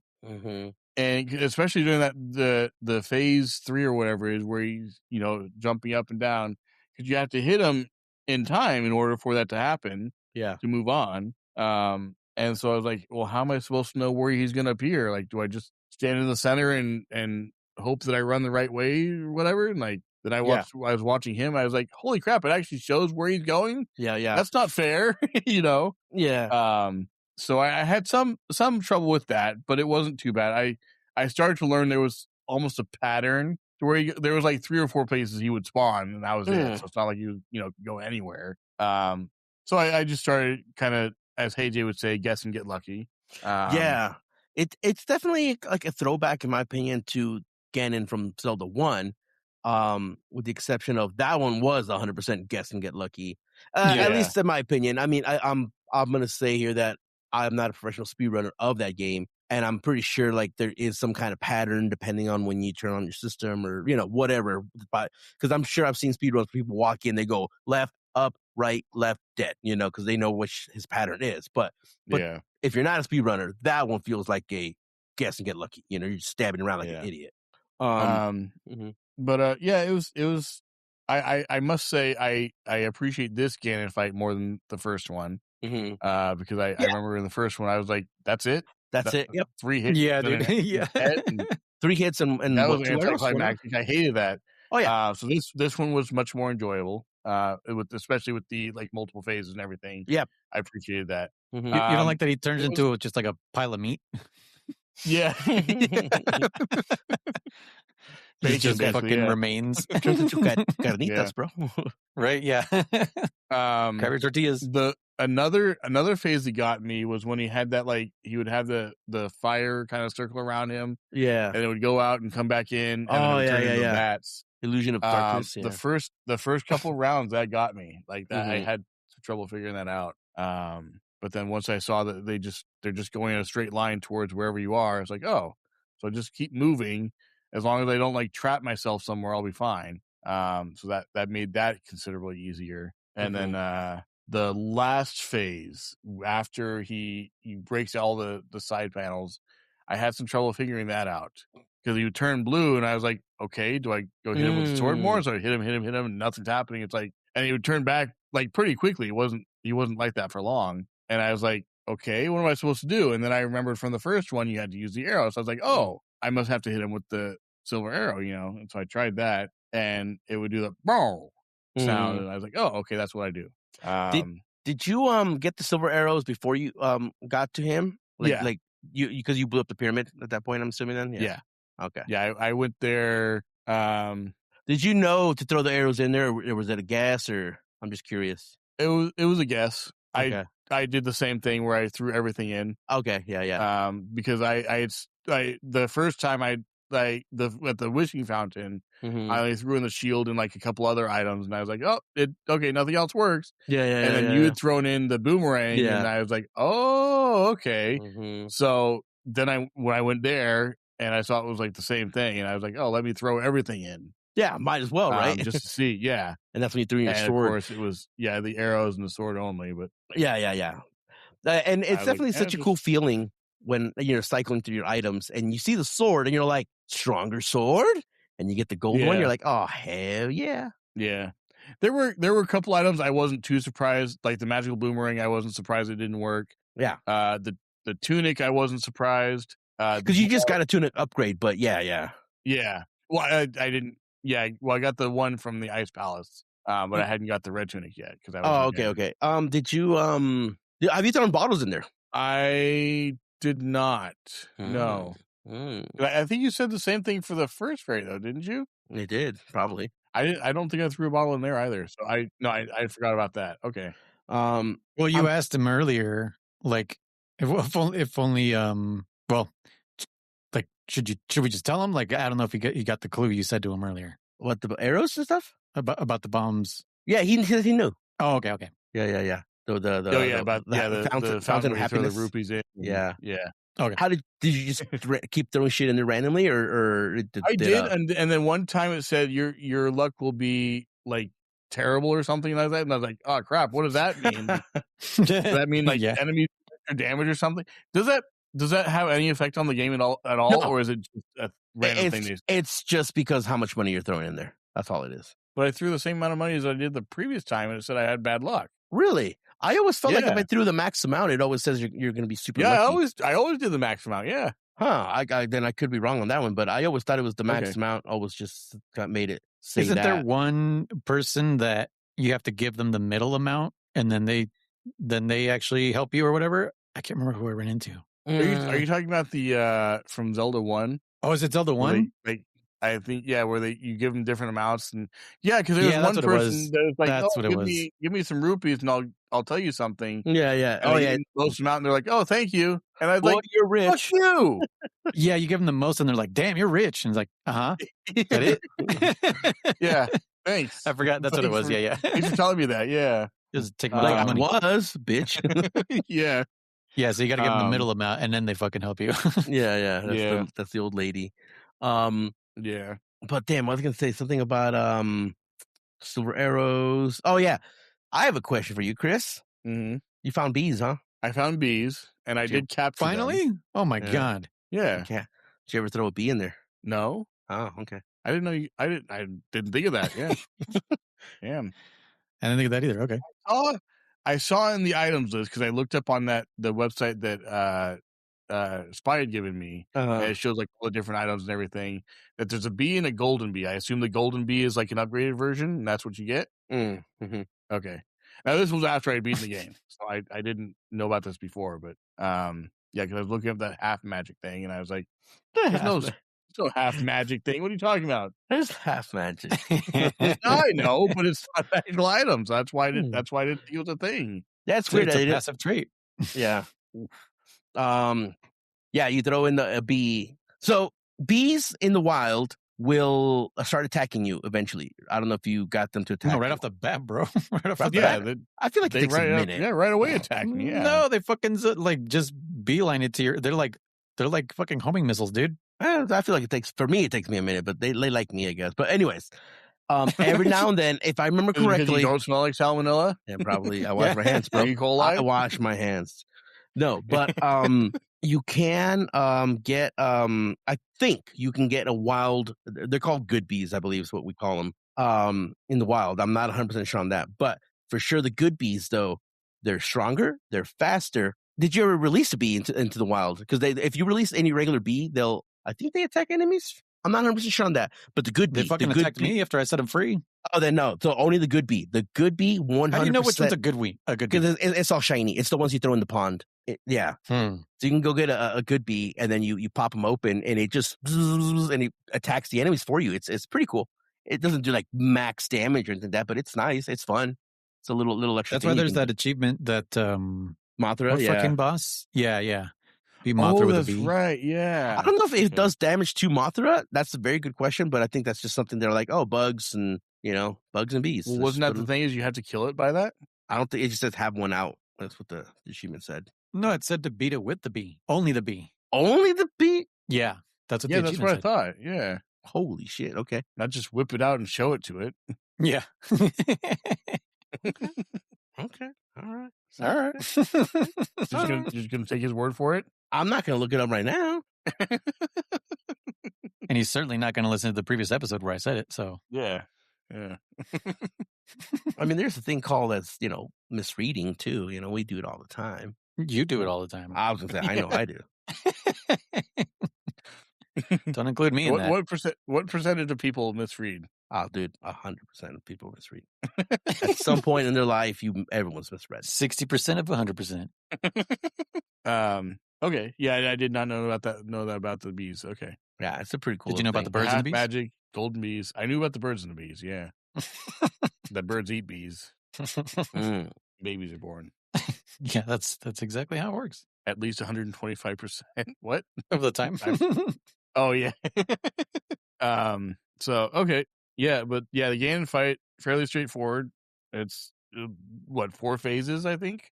See the first phase where he's just throwing the trident. He does the fire, and then he's the stompy jump, and then the stompy. Yeah, okay. The stompy phase is he's gonna stomp whether you do damage to him or not. He's gonna knock down the stage, no matter what. So yes, and then he does the 4th phase. Does he? Because There would be times where I didn't hit him and he wouldn't stomp. Really? Okay.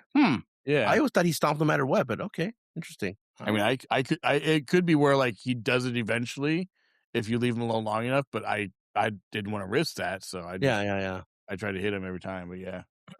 Huh, okay. Oh. He releases bats of fire if you don't hit him during the stomp phase. Oh, okay. I could have sworn he didn't stomp though if you didn't hit him. I could be he wrong. He releases a bat, a circle bat when he stomps, yeah. But, yeah. No, I remember that, yeah. Yeah. But I thought that, okay, I don't know. I could be wrong. What percentage do you think you'd be wrong? At least 13%. At least. At least. Yeah. 13. There's a specific number. So no less than 13%, but it could be more. But not less. Correct. Yeah, what did you guys think of the Ganon fight? Or do you remember what it was like fighting the first time? Well, I guess Noise, it was your first time, you believe. Well, the weird thing is, I remember having this fight. But you might have played on someone's file or something. I don't know, man.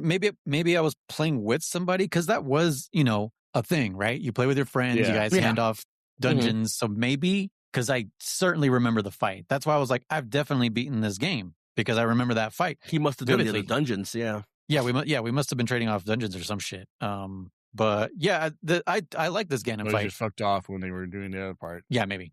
Or I was also I used to drink heavily, so. Oh yeah. That could be a memory that I've just completely erased from my brain. But yeah, no, I like this fight. It's similar to future fights, I will say, in the franchise. Okay. I will not say what game, but I remember when I ran into it in a different game, I was like, oh shit, it's like this fight. Mm-hmm.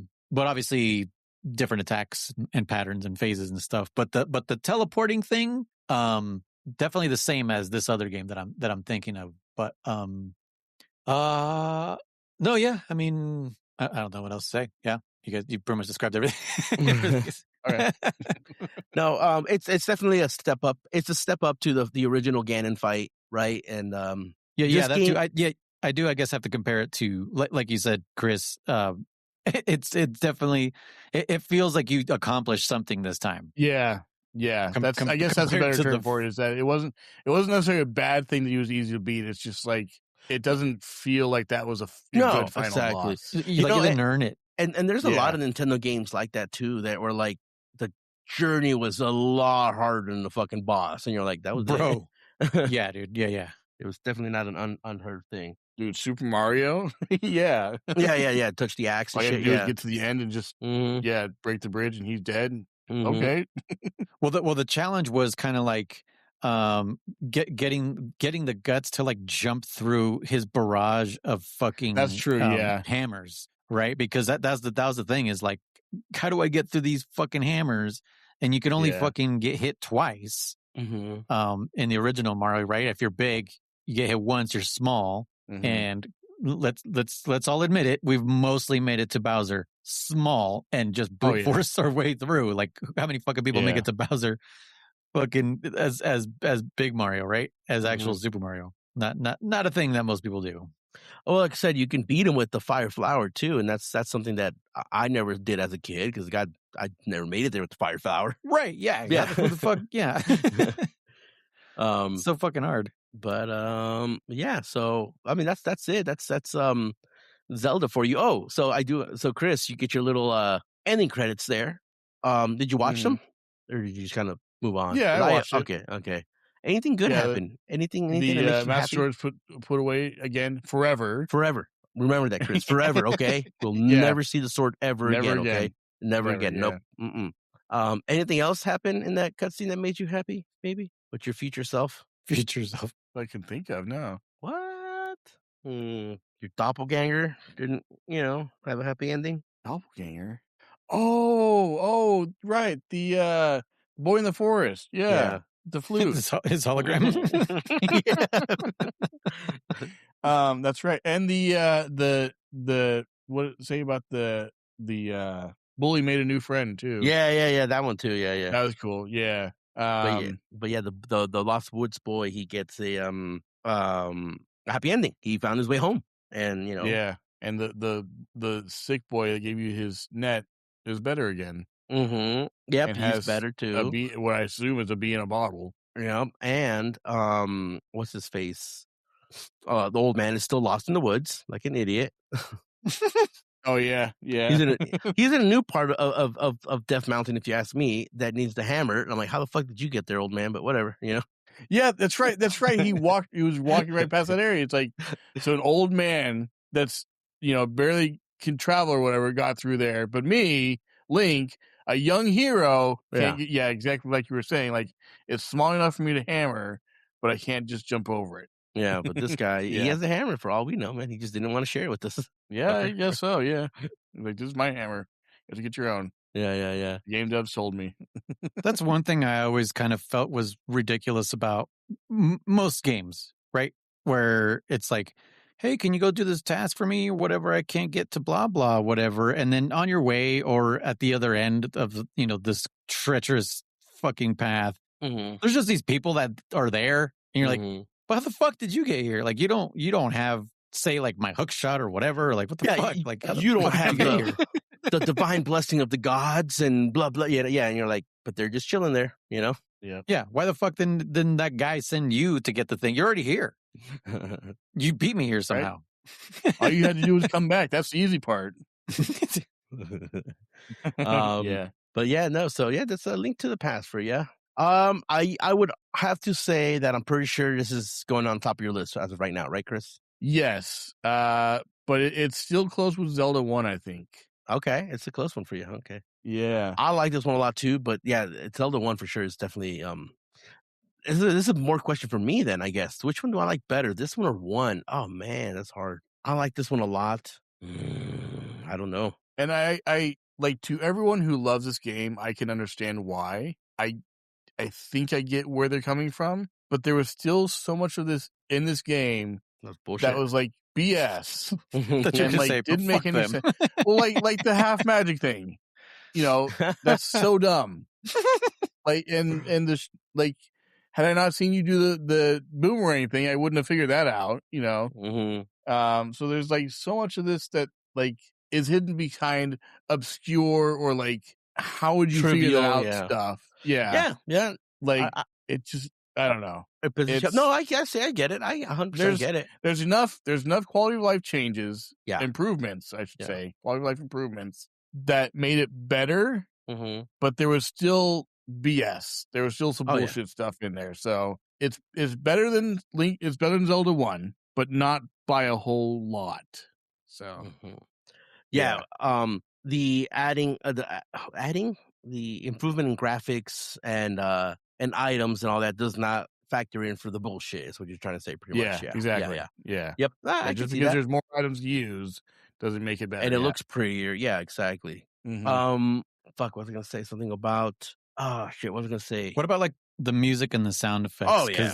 The soundtrack was amazing. Yeah, because that's another thing I was saying, like, I'm not a big fan of like the art because I didn't grow up with like a Super Nintendo.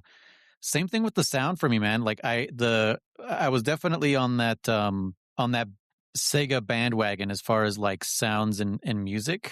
Okay. I just don't like the way the synthesizer in the Super Nintendo. But like judging the music as like on its own, like, just the chord progressions and the notes and whatever. Awesome. Like definitely great like great arrangements, you know what I mean? Like to hear it, like it'd be great to hear this like from an orchestra or something, Oh yeah.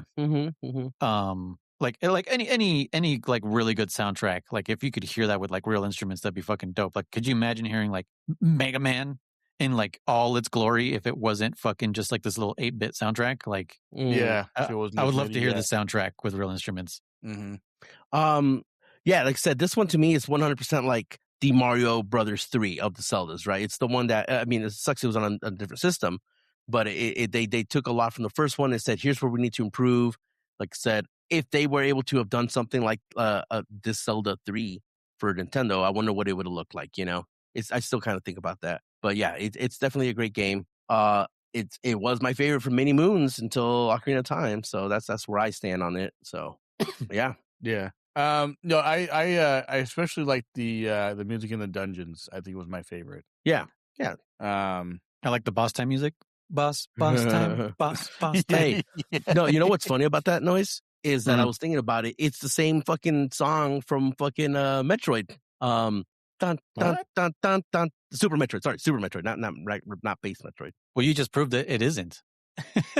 I didn't. Because it's Yeah, dun do instead the of Metroid. boss. Dun Do it. dun Do it again. dun dun dun dun dun dun. Yeah. Dun, I don't know. dun, dun, dun, dun, dun.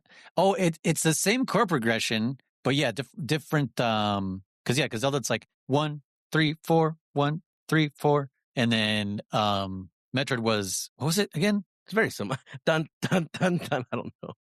Oh, you just did. Oh, what is it? I know.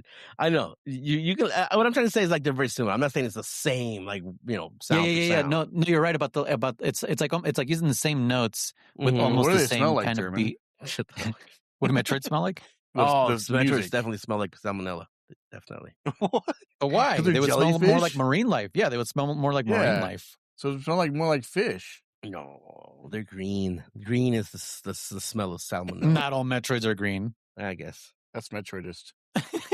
Anyways, yeah. We haven't really I feel like we're all distracted doing something else. Yeah. I know German's playing Ocarina of Time because I heard him in the menus like an hour ago. No, I'm not actually. Dude, that was you. Who the fuck is playing Ocarina of Time? I heard you. I heard it. I Maybe swear I'm to playing you, Ocarina of Time. on to Lord Beelzebub himself, I'm not playing Ocarina of Time. I heard Beelzebub. you. I heard it through someone's microphone. I heard it. I heard a yeah, and I was like, oh no, he's just playing Ocarina of Time. Okay, so it wasn't me. I'm not. What the fuck? Maybe Chris is watching videos of Ocarina of Time. No.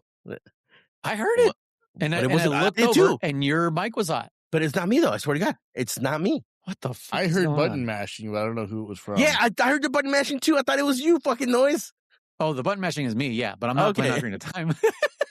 That's why I was like, what the fuck is he button mashing right now? I'm like, what part of Zelda Ocarina of Time is he button Oh, mashing? it was our producer Shadow. It was him. Oh, you're watching What? his. How did we hear him? Chris is watching the stream. It's a joke. Oh, Oh, Ocarina of Unity. Oh, that's right, because he's playing fucking Assassin's Creed Unity. Yeah. Weird. Yeah, I definitely heard mm-hmm. Ocarina of Time somewhere. And like you said, I heard the fairy fountain music. Oh, did you? I only heard the yeah. No, I The heard rolls. like someone menuing, like starting Mm-mm. up the game. Yeah. Well, Strange. fucking mystery. Is that our fourth member? Who the fuck is that?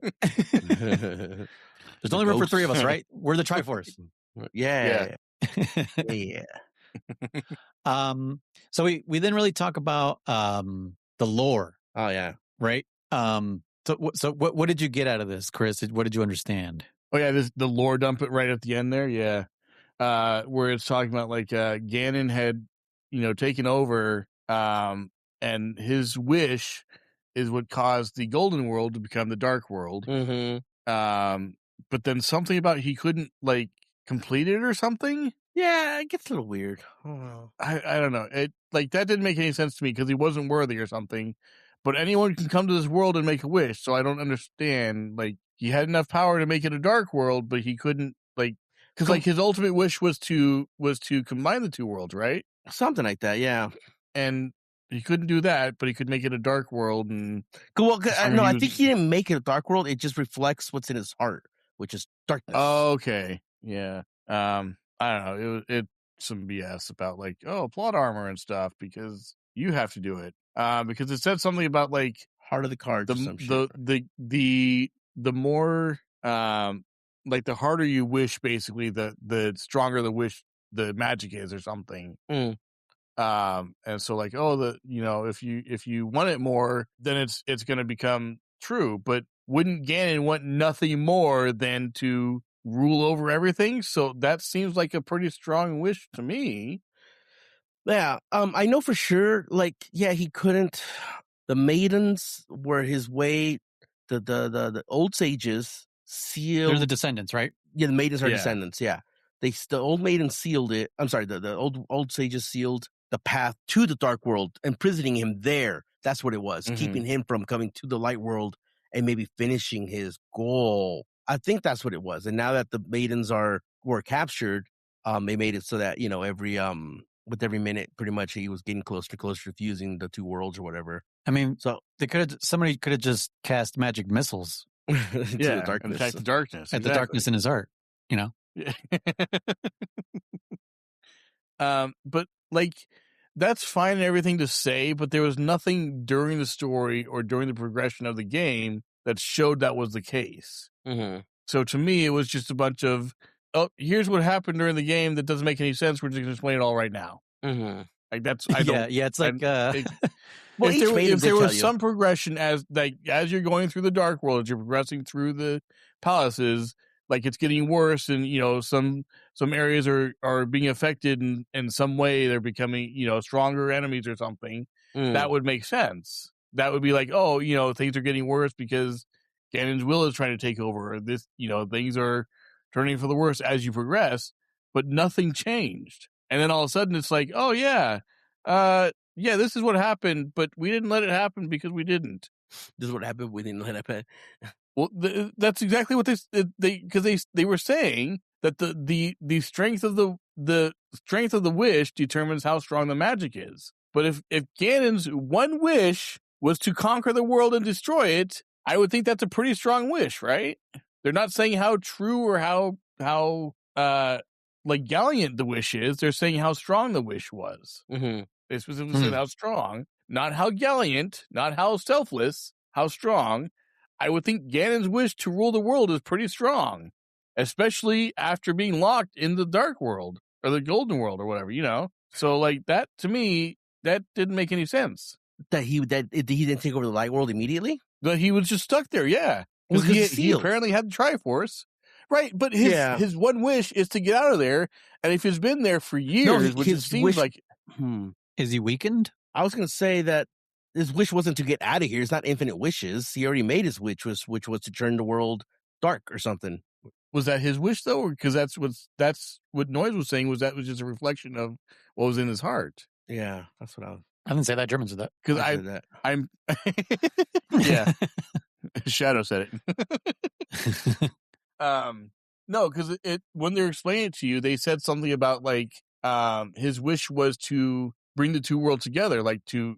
Is that what they... I don't think his wish is not to bring them together. I think it's like I think like maybe they're using the word wish as in like his goal, not like that was what he wished for. Okay, yeah. Well, I'm going to look this up real quick because I want to make sure, but I'm pretty sure it said something about his wish was to combine the two worlds or something. No, you do that. Yeah, you do that. What was Ganon's wish? Link to the past. Story explained. Here we go. Shadow says, I think it was to conquer both worlds. And then that's where the imprisonment war. That's the imprisonment war. They imprisoned them in here. So after he conquered both worlds, they imprisoned them both in. He imprisoned them in there. After he conquered both worlds? God damn. After? But that's what I'm asking. No, he only had to. So what's funny is it says he stumbled upon the fucking Triforce, I believe, in one section. Like he wasn't even hunting for this shit as far as we know. He just fucking happened to walk upon it. I think that's hella funny. Just like tripped and was like, what the fuck is this thing? Yeah, literally. Look at that. Ultimate power. Awesome. Yeah. Yeah, what is he, fucking Smeagol? What is this fucking all-powerful ring-looking thing? My precious. Okay, so AI overview says, follows the hero Link as he attempts to stop the wizard Aghanim, who is breaking the seal of the Dark World to release the Demon King Ganon. Mm-hmm. Link rescues Princess Zelda, acquires a Master Sword, and journeys between the Light World and the Twisted Dark World to rescue the 7 maidens, ultimately defeating Ganon and restoring peace to Hyrule. That doesn't tell me the story of the end, though. The end? Link to the past. And yeah, I know what you mean. Credits, story. So Link then speaks to the essence of the Triforce, which was in Ganon's possession. It tells Link that now that Ganon has been defeated, the Dark World will vanish, commanding Link to touch it. It wants a new master or something like that, yeah. Touch the Triforce. He touches pee-pee to it. I know he did. He 100% did. Link makes his wish upon the Triforce. With Ganon defeated and the Dark World destroyed, peace has once again returned to Hyrule. Link's wish is a mystery, but it was likely to erase many of the deeds caused by Ganon. Link's uncle, the loyal sage, and the king of Hyrule, who all had been killed, are now brought back to life, and the Master Sword now rests once again deep in the Lost Woods. So, when it says the Dark World disappears forever, I do say bullshit because the Dark World is the Golden Land. So they're just using what's the word? Like just saying the word. It's gone forever. Dark World is gone, but the actual land just reverted back to what it was. The darkness is gone. Yeah, the darkness of the world. Yeah. Okay. Yeah. That's what I would. Yeah, because he didn't make all monsters and everything is gone from the Golden World. Yeah, exactly. Because like he didn't make this world out of scratch. It was already here, and then that's what happened there. So, do you accept this, Chris? I accept. Yeah, I must have misunderstood or something because that makes a lot more sense. Okay. Well, fuck, I don't know. I was so focused on the gameplay of just like trying to get through that I missed most of the lore. So that's why I was asking you guys.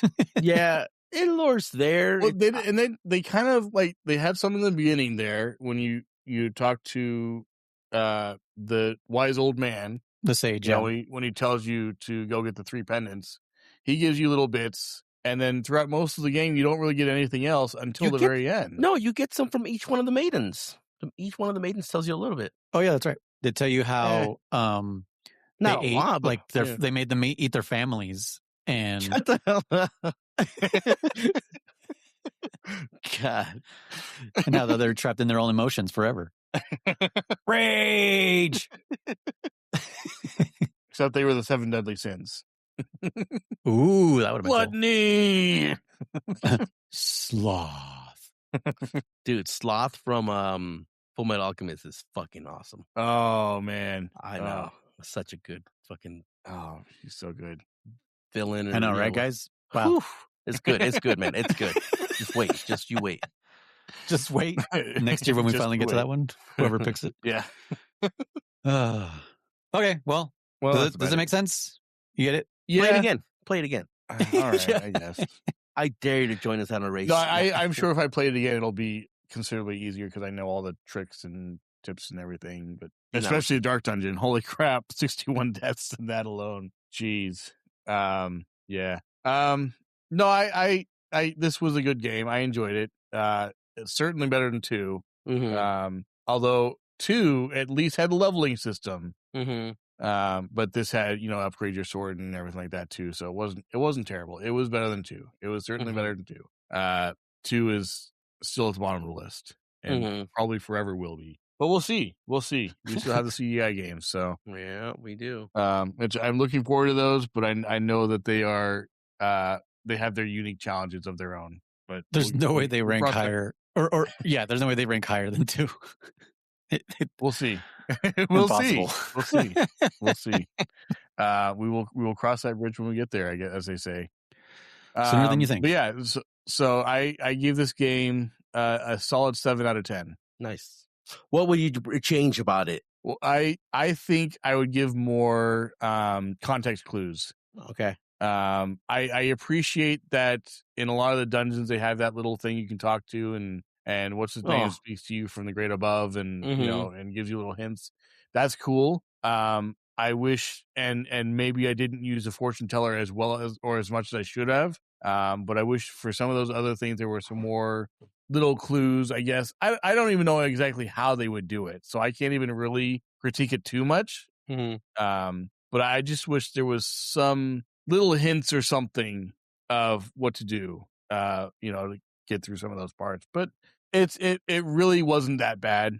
It was a lot of it was my first time. I'm sure everyone went through that their first time. Learning curve and everything. It was, like I said, it was solid 7 out of 10. Solid 7 out of 10 game. It was very, very enjoyable. It is at the top of the list, but not by much right now. So we'll see how that holds up later in the series. But okay, yeah, I very much enjoyed it. So okay, I would agree with that.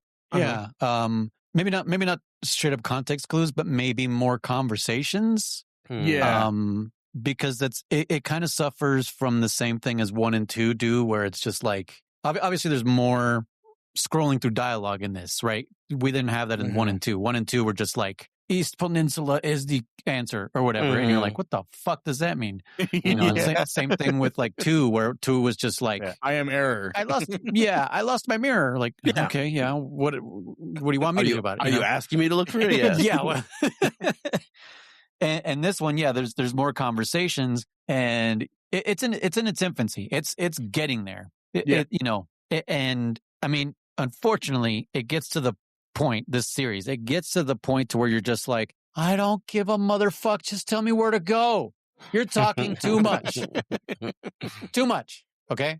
So, this is kind of before it hits that sweet spot of them telling you exactly what you need to hear, make it interesting, suck you into the story. That's, I feel like that's what's, I feel like that's kind of what's missing here. I mean, someone, maybe there is someone that I never ran into in Hyrule that was like, yeah, I heard if you throw this fucking powder into a goblet or whatever, something happens, and then you happen to run into it and you're like, oh shit, this is the thing that guy was talking about, Yeah. something that like you don't register, but it's stuck in your memory in the back of your mind.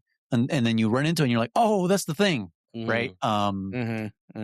Instead of the fucking fortune teller going like, our hero jumps into the well next to the smithy's house. And it's like, what? And then what? Yeah, like, okay. And then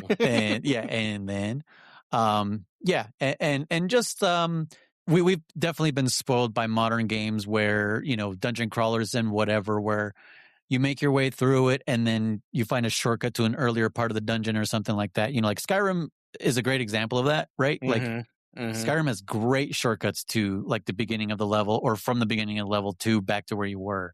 And this is very early. It's 1991. So, probably not something that the developers were really thinking about because they probably weren't like, this is an insanely hard game, because it's not, little kids were beating the shit out of this game. So, yeah. And like I said, like you were talking about how like, it sucks that you got to go out and get fairies and all that shit again. But even that in itself is a fucking, quality of life, Zelda 1 had one potion. Well, double if you bought the better one, Chris. Why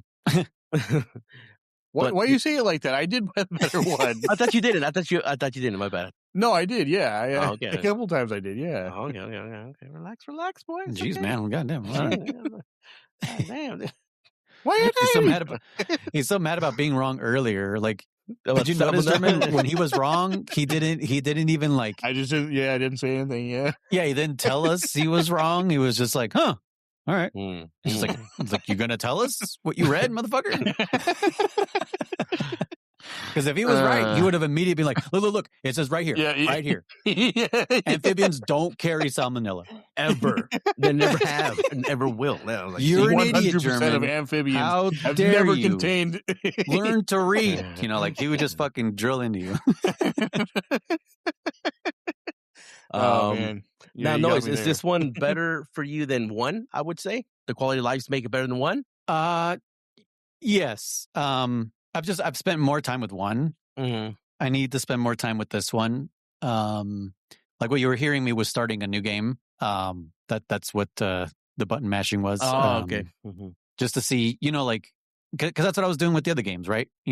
I beat them and I was like, how far can I get now that I know how to get around? Because like I said, that's my disadvantages. I'm lost as fuck. I don't know where to go and skill issue. But now that I'm like, I've been playing for fucking 6 weeks now. Because we skipped 2 weeks. My muscle memory is starting to be built. So yeah, I just need more time with this one. I don't know how I'd rank it though. I still like 2 better than both of the others. Nice. Oh, hey. I just really like that was definitely a skill issue too. And I don't know, it was just easier for me to develop that platforming. It's because I'm better at platforming than I am at top down. So okay. So that's why that was easier for me to pick up and learn. 2 or sorry, 1 or this one. I think this one's still at the bottom. Oh wow. Yeah.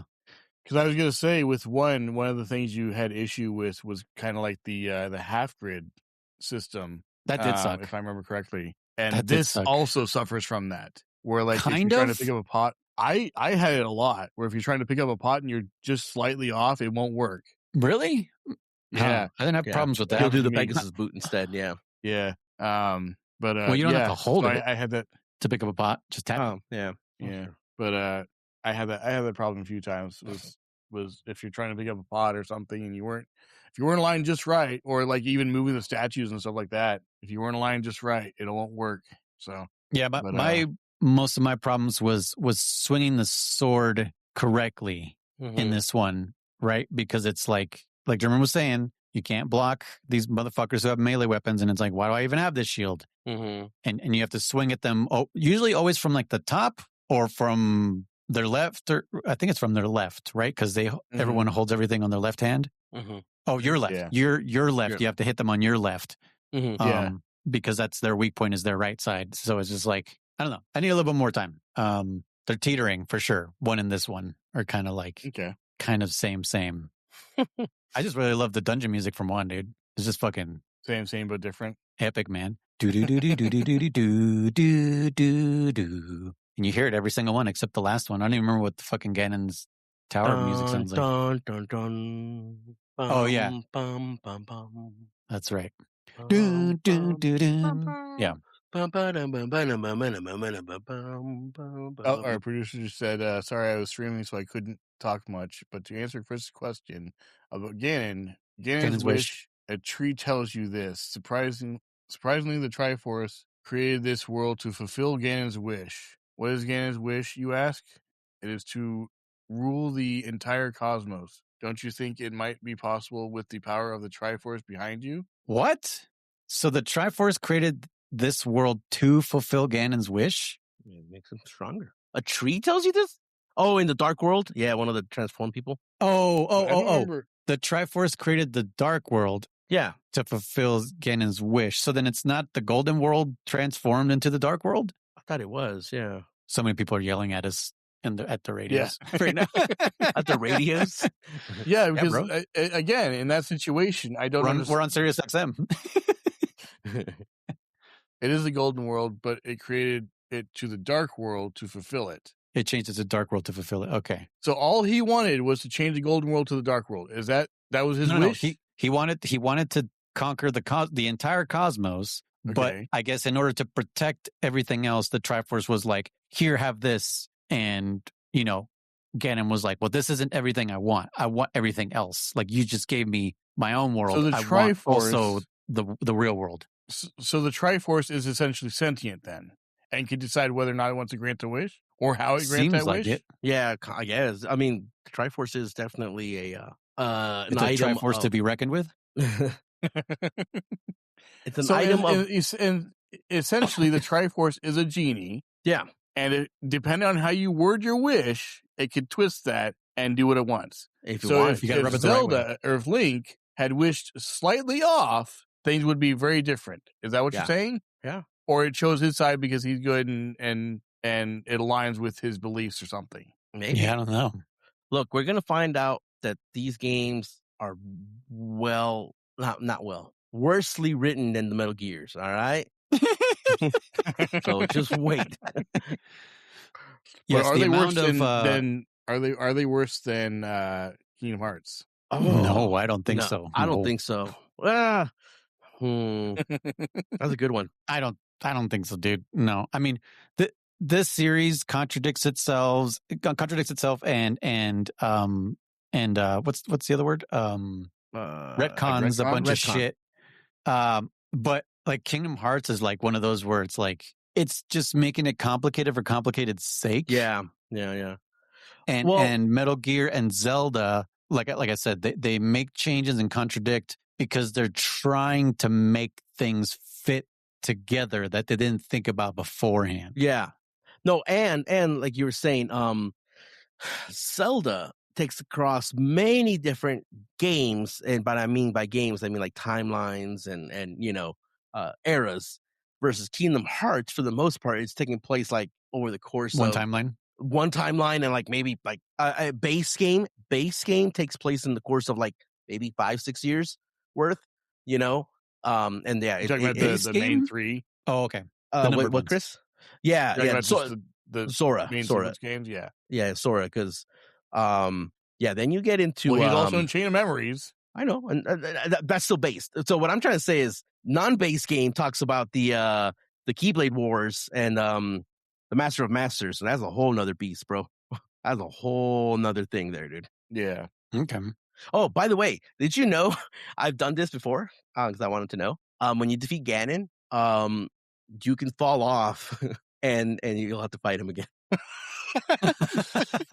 Yeah, it doesn't say that you killed him, and I believe it's the same thing with the hamburger helper dude. But yeah, because I remember one time I was playing it and I beat him, and I was like, I didn't want to walk through the door, you know, because like, I beat him, and I was all happy. I'm like, what happens if I fall off? And I fell off. I'm like, it better not make you fight him again. And do it. The fight, it just resets the whole fight. I'm like, you son of a bitch. But then I'm the one that jumped down there, so you know, I got no one to blame but myself. Yeah. That's funny. Hilarious. Yeah, I don't know. That doesn't make any sense to me, because either the Triforce is a sentient thing and can choose what and how it, grants your wishes, or something. I don't know. It's weird. Or it makes me think of like, did you guys watch Loki, the TV show? Not the second season. I watched the first season. Yeah. Okay, so yeah, you don't need to know anything about the second season, but think about this is what the Triforce is making me think of. The Triforce is like the TVA, where it's like, hey, you weren't supposed to do that, right? Like you're fucking with the holy timeline, let's say. Mm-hmm. Okay. And so they're like, no, you're not allowed to do that. So we need to course correct everything so that everything that's supposed to happen happens. Maybe. Okay. Right. Okay. So like the Triforce might be like all knowing and omnipotent and knows the future and the past. And they're going like, shit, Ganon actually got to touch us and, we didn't like it. That's the thing then, though, is what's the point of making a wish if it's going to determine whether or not that wish comes true and how it comes true? Okay, but hold on. Here's what I got to say to this. So remember, like most was saying, this is all knowing kind of thing. It's what's in your heart. So, that classic trope of I want to rule the world. And it's like, do you though? Do you? Or maybe are you looking for company? Maybe are you looking for a friend? You know what I'm saying? Like, just because that's what you're saying over and over again. Here's a big wine glass of enemies that you could just send out to the world and respawn over and over. In the same way, Zelda wished for his uncle to come back. Is that what he really wanted? Or the king? Apparently, is that what he really wanted? Yeah. No, what I'm trying to say though, Chris, is like it's that classic trope of like, what the villain wanted was never really to conquer the world. He always wanted his stuffed bear that he lost when he was a kid or some bullshit like that, So like, yeah, like what if Ganon was like, I want to rule the world, and the Triforce like, I looked at your heart, bro, and that's not what you want. You actually want to, whatever, you want a family, or you're pissed off that you look like a goddamn pig. So I'm gonna make everyone in the world look ugly like you. Maybe that was the wish, Right. So you fit in. Yeah. I don't know. Yeah. I see what you're saying, Jermaine. I never thought about it that way. So, okay, but Aghanim was still trying to get him out of there. So if he'd done that, wouldn't he be pissed off at that point? Ganon? Yeah. Well, maybe because he still hasn't accepted what Ganon, yeah. He hasn't accepted what was in his heart. He still believes that he wants to rule the world, even though the Triforce told him, no, dude, this other thing that I gave you, that's what you really want. But, Ganon doesn't accept that. He's like, no, I really do want to rule the world. And Aghanim's trying to free him so that Ganon can have his... and Ganon has like, right, like as people, we've had that in our lives, right? Where we're like, this is what, you imagine your entire life, this is what I want. And then when you get it, you're like, no, this isn't what I wanted. It doesn't fill that hole in your heart where you're just like, I don't know what it is that I really want. And the Triforce saw through Ganon and said, this is what you want. Yeah. And like I said, that I only recently thought about that because, like I said, it's like, oh, what's in his heart? I'm like, wait, how do we know what really is in his heart, right? Because that's always a trope too. It's like the pure of heart and blah blah blah, and it's like, and we always, we've always heard that concept of like, not just the pure heart, but not, like I said, you're missing something, so you go out and seek in a different kind of path, Like I said, you wanted a family, but because you never had a family, you go out and become a warlord or some bullshit, So I don't know. This is the first time I thought about it, like in this concept. Like, how do we know that that's his real wish? Just because he says it over and over again, Yeah. But yeah. No, I get where you're coming from, and I acknowledge that could be what was intended, but I don't know. I'm not saying I find it hard to accept that. I guess I don't want to. Yeah. No, I get you because you're right. If he touched it and his wish is to rule the world, and then he should have fucking game over. He should have fucking won, right? Yeah. Why give the hero of time or the sages? There should have been some reason, like he didn't complete the Triforce, or he couldn't reach it, or something like that. He didn't have the Master Sword. Yeah, exactly. Something, right? Yeah. Yeah, So- exactly. No, I get where don't you're going know. with that. Again, I think we can just chop it down to being like it's a fucking game, right? They didn't think Yeah. about it too much. Yeah, But no, you're right, because absolutely. if it's touching it grants your wish, and he touched it, then why didn't his wish come true? Right? His wish should have instantly been granted, and there Yeah, should be because there should be nothing. unless there was like, oh, you didn't read the fight print, and then Yeah. it reads, like you're saying, it reads what you actually wish for, and Sure, that's the wish it grants, as or opposed to like what you Noise say. said, Or I never thought about this one. What Noise was saying, that it's like it's omnipotent, and it's like, I know you want this, but that's not gonna happen, motherfucker. It's like, and it makes you think you got your wish, kind of, but in reality, it's just playing you. It's playing the ultimate chess game here, saying like, I'm gonna make this happen because I know that this hero will come in and revert this, because at the end of the day, I need this to happen, or not that I need it to happen, but like the golden timeline, in order or to whatever. keep order in the universe. Exactly. X, Y, and Z must Because happen. Otherwise, Ganon could destroy the entire cosmos. Yeah, because if it's the case where the Triforce is omnipotent and can decide for itself what happens, then why is it bad if Ganon gets the Triforce? Because that's the whole point of these games, is preventing Ganon from getting the Triforce or getting back from him. So if it's omnipotent, But maybe that's what's always supposed to happen, so that Link would rise up. I get where you're coming from there, Chris. And so, then so I don't know. Okay, so what you're saying is like the will of the Triforce is for Link to overcome these obstacles in order to prove himself worthy. In a way, is kind of what you're saying. To create a better Hyrule, maybe, Yeah, like or what, just like, to better himself. Even like he's a chosen hero. He has to. Heroes have to go through trials to become a hero. And so him getting the Triforce is not him becoming a hero. Him overcoming those obstacles to get to the Triforce is what becomes it's. So it's like the whole thing of, it's not the destination, it's the journey along the way. right? It's the friends that we made along the way. Kind of. I got an idea now, Chris. You made me think about this. So, like, you're right. So, if the Triforce is omnipotent, then and can do what it wants to an extent, then why would it be a big deal if Ganon got it, right? A, the illusion, the sense of illusion, maybe A, right? But B, what if, like you just touched on something? What if the whole fucking point And it wasn't with my pee-pee. is that Ganon is supposed to get the Triforce once he's reached his enlightenment, and every time he grabs it, his heart's not in the right spot, and it's like, nope. All right, let me fucking summon the hero again. And it's like, and then the next entry. He does contain the Triforce of power, right? Yeah, most of the time. Yes. Most of the time he does have the Triforce of power.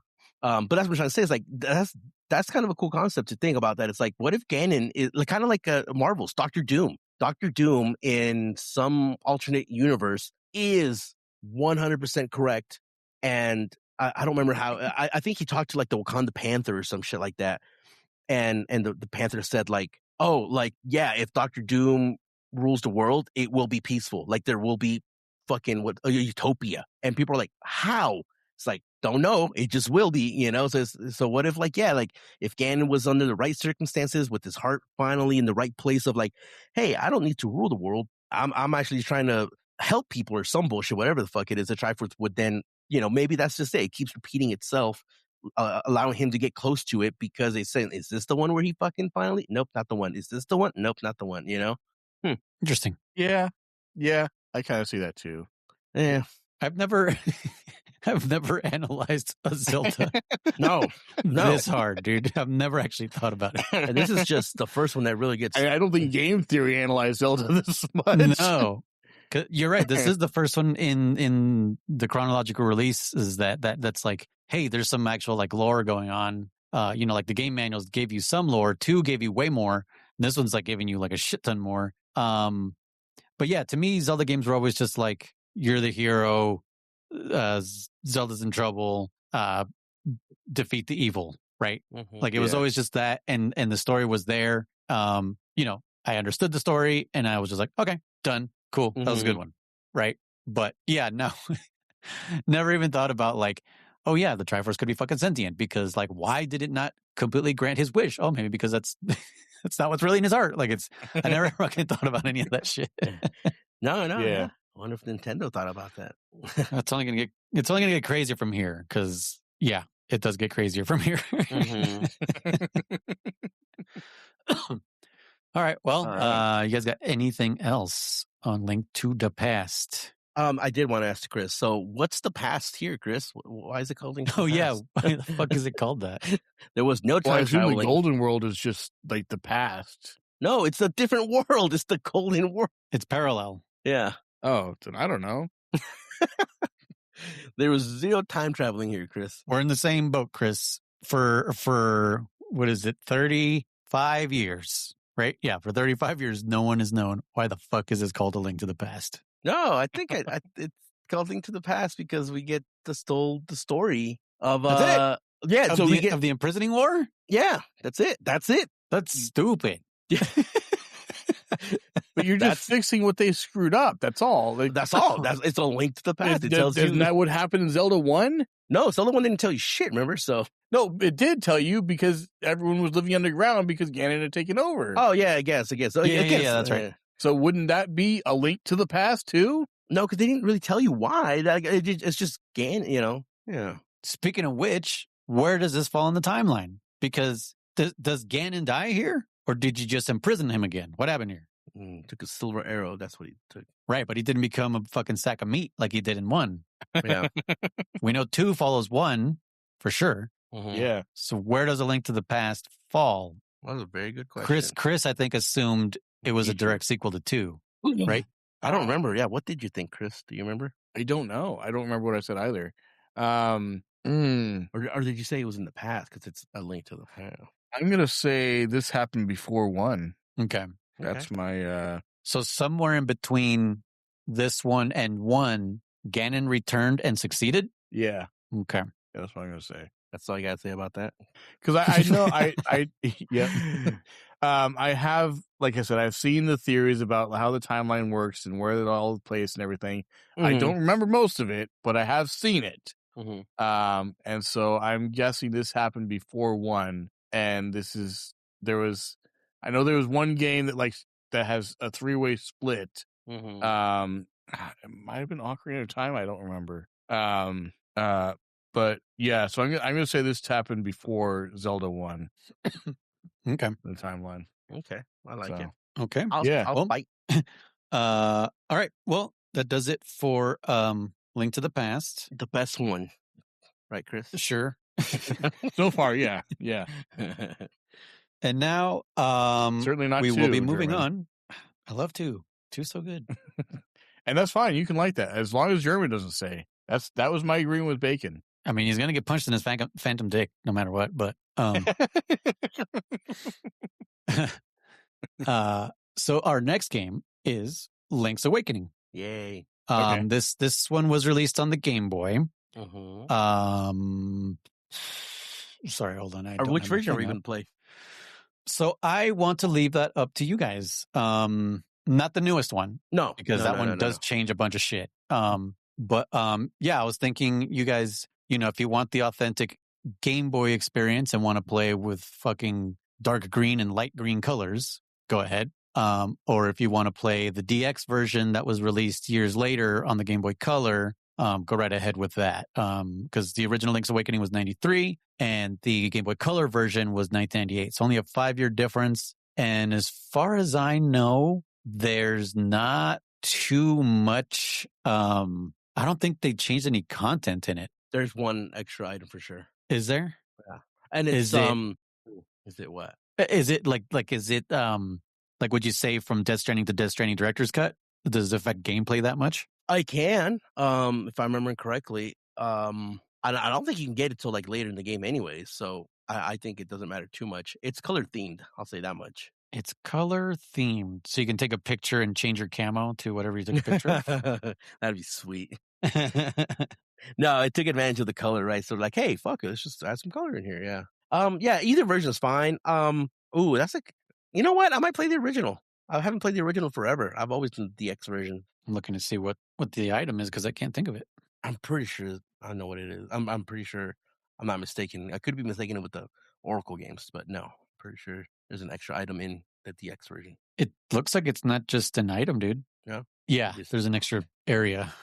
Oh, yeah, exactly. And that's where you get the extra item. Where you get the thing? Okay. Yeah. You get, well, I say Chris does the X version then, just so you can get that extra gameplay. Right, because like how many times do we want to play this game? Yeah. Because we are already going to play the Switch remake when we get to that.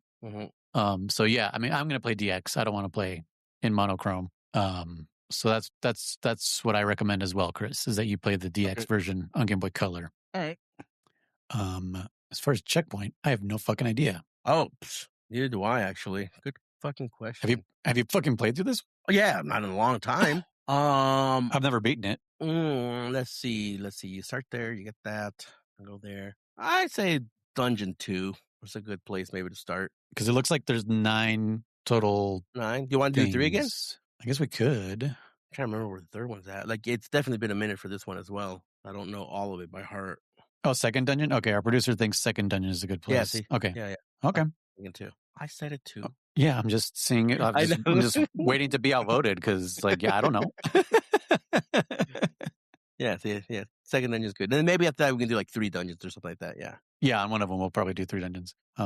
Okay. So as far as I understand, it does tell you like where you are, right? Yeah. Like it'll say like Dungeon 1 or Dungeon 2 or whatever the name of the dungeon is. I believe so. Okay, so I will say I actually really like the music of this game. Yes. I love the original. I love this one, but that one it's a charming. It's a very different soundtrack. So just the other 2 Game Boy Color games too, like just the way the soundtracks are made. Yeah, I think the Game Boy's like sound processor is just like really dope. Like what they managed to do with it is kind of amazing. Like when we played with Metal Gear Ghost Babel, like just what they accomplished was like, are you serious? Like this was on a fucking Game Boy Color, like nuts. So yeah, like, and this was this made by Nintendo or was this Capcom or was Capcom later? Capcom's later. Yeah, this is okay. I don't know if this was internal. I don't know if Nintendo made this, but yeah, it's not the later ones. Yeah. Okay.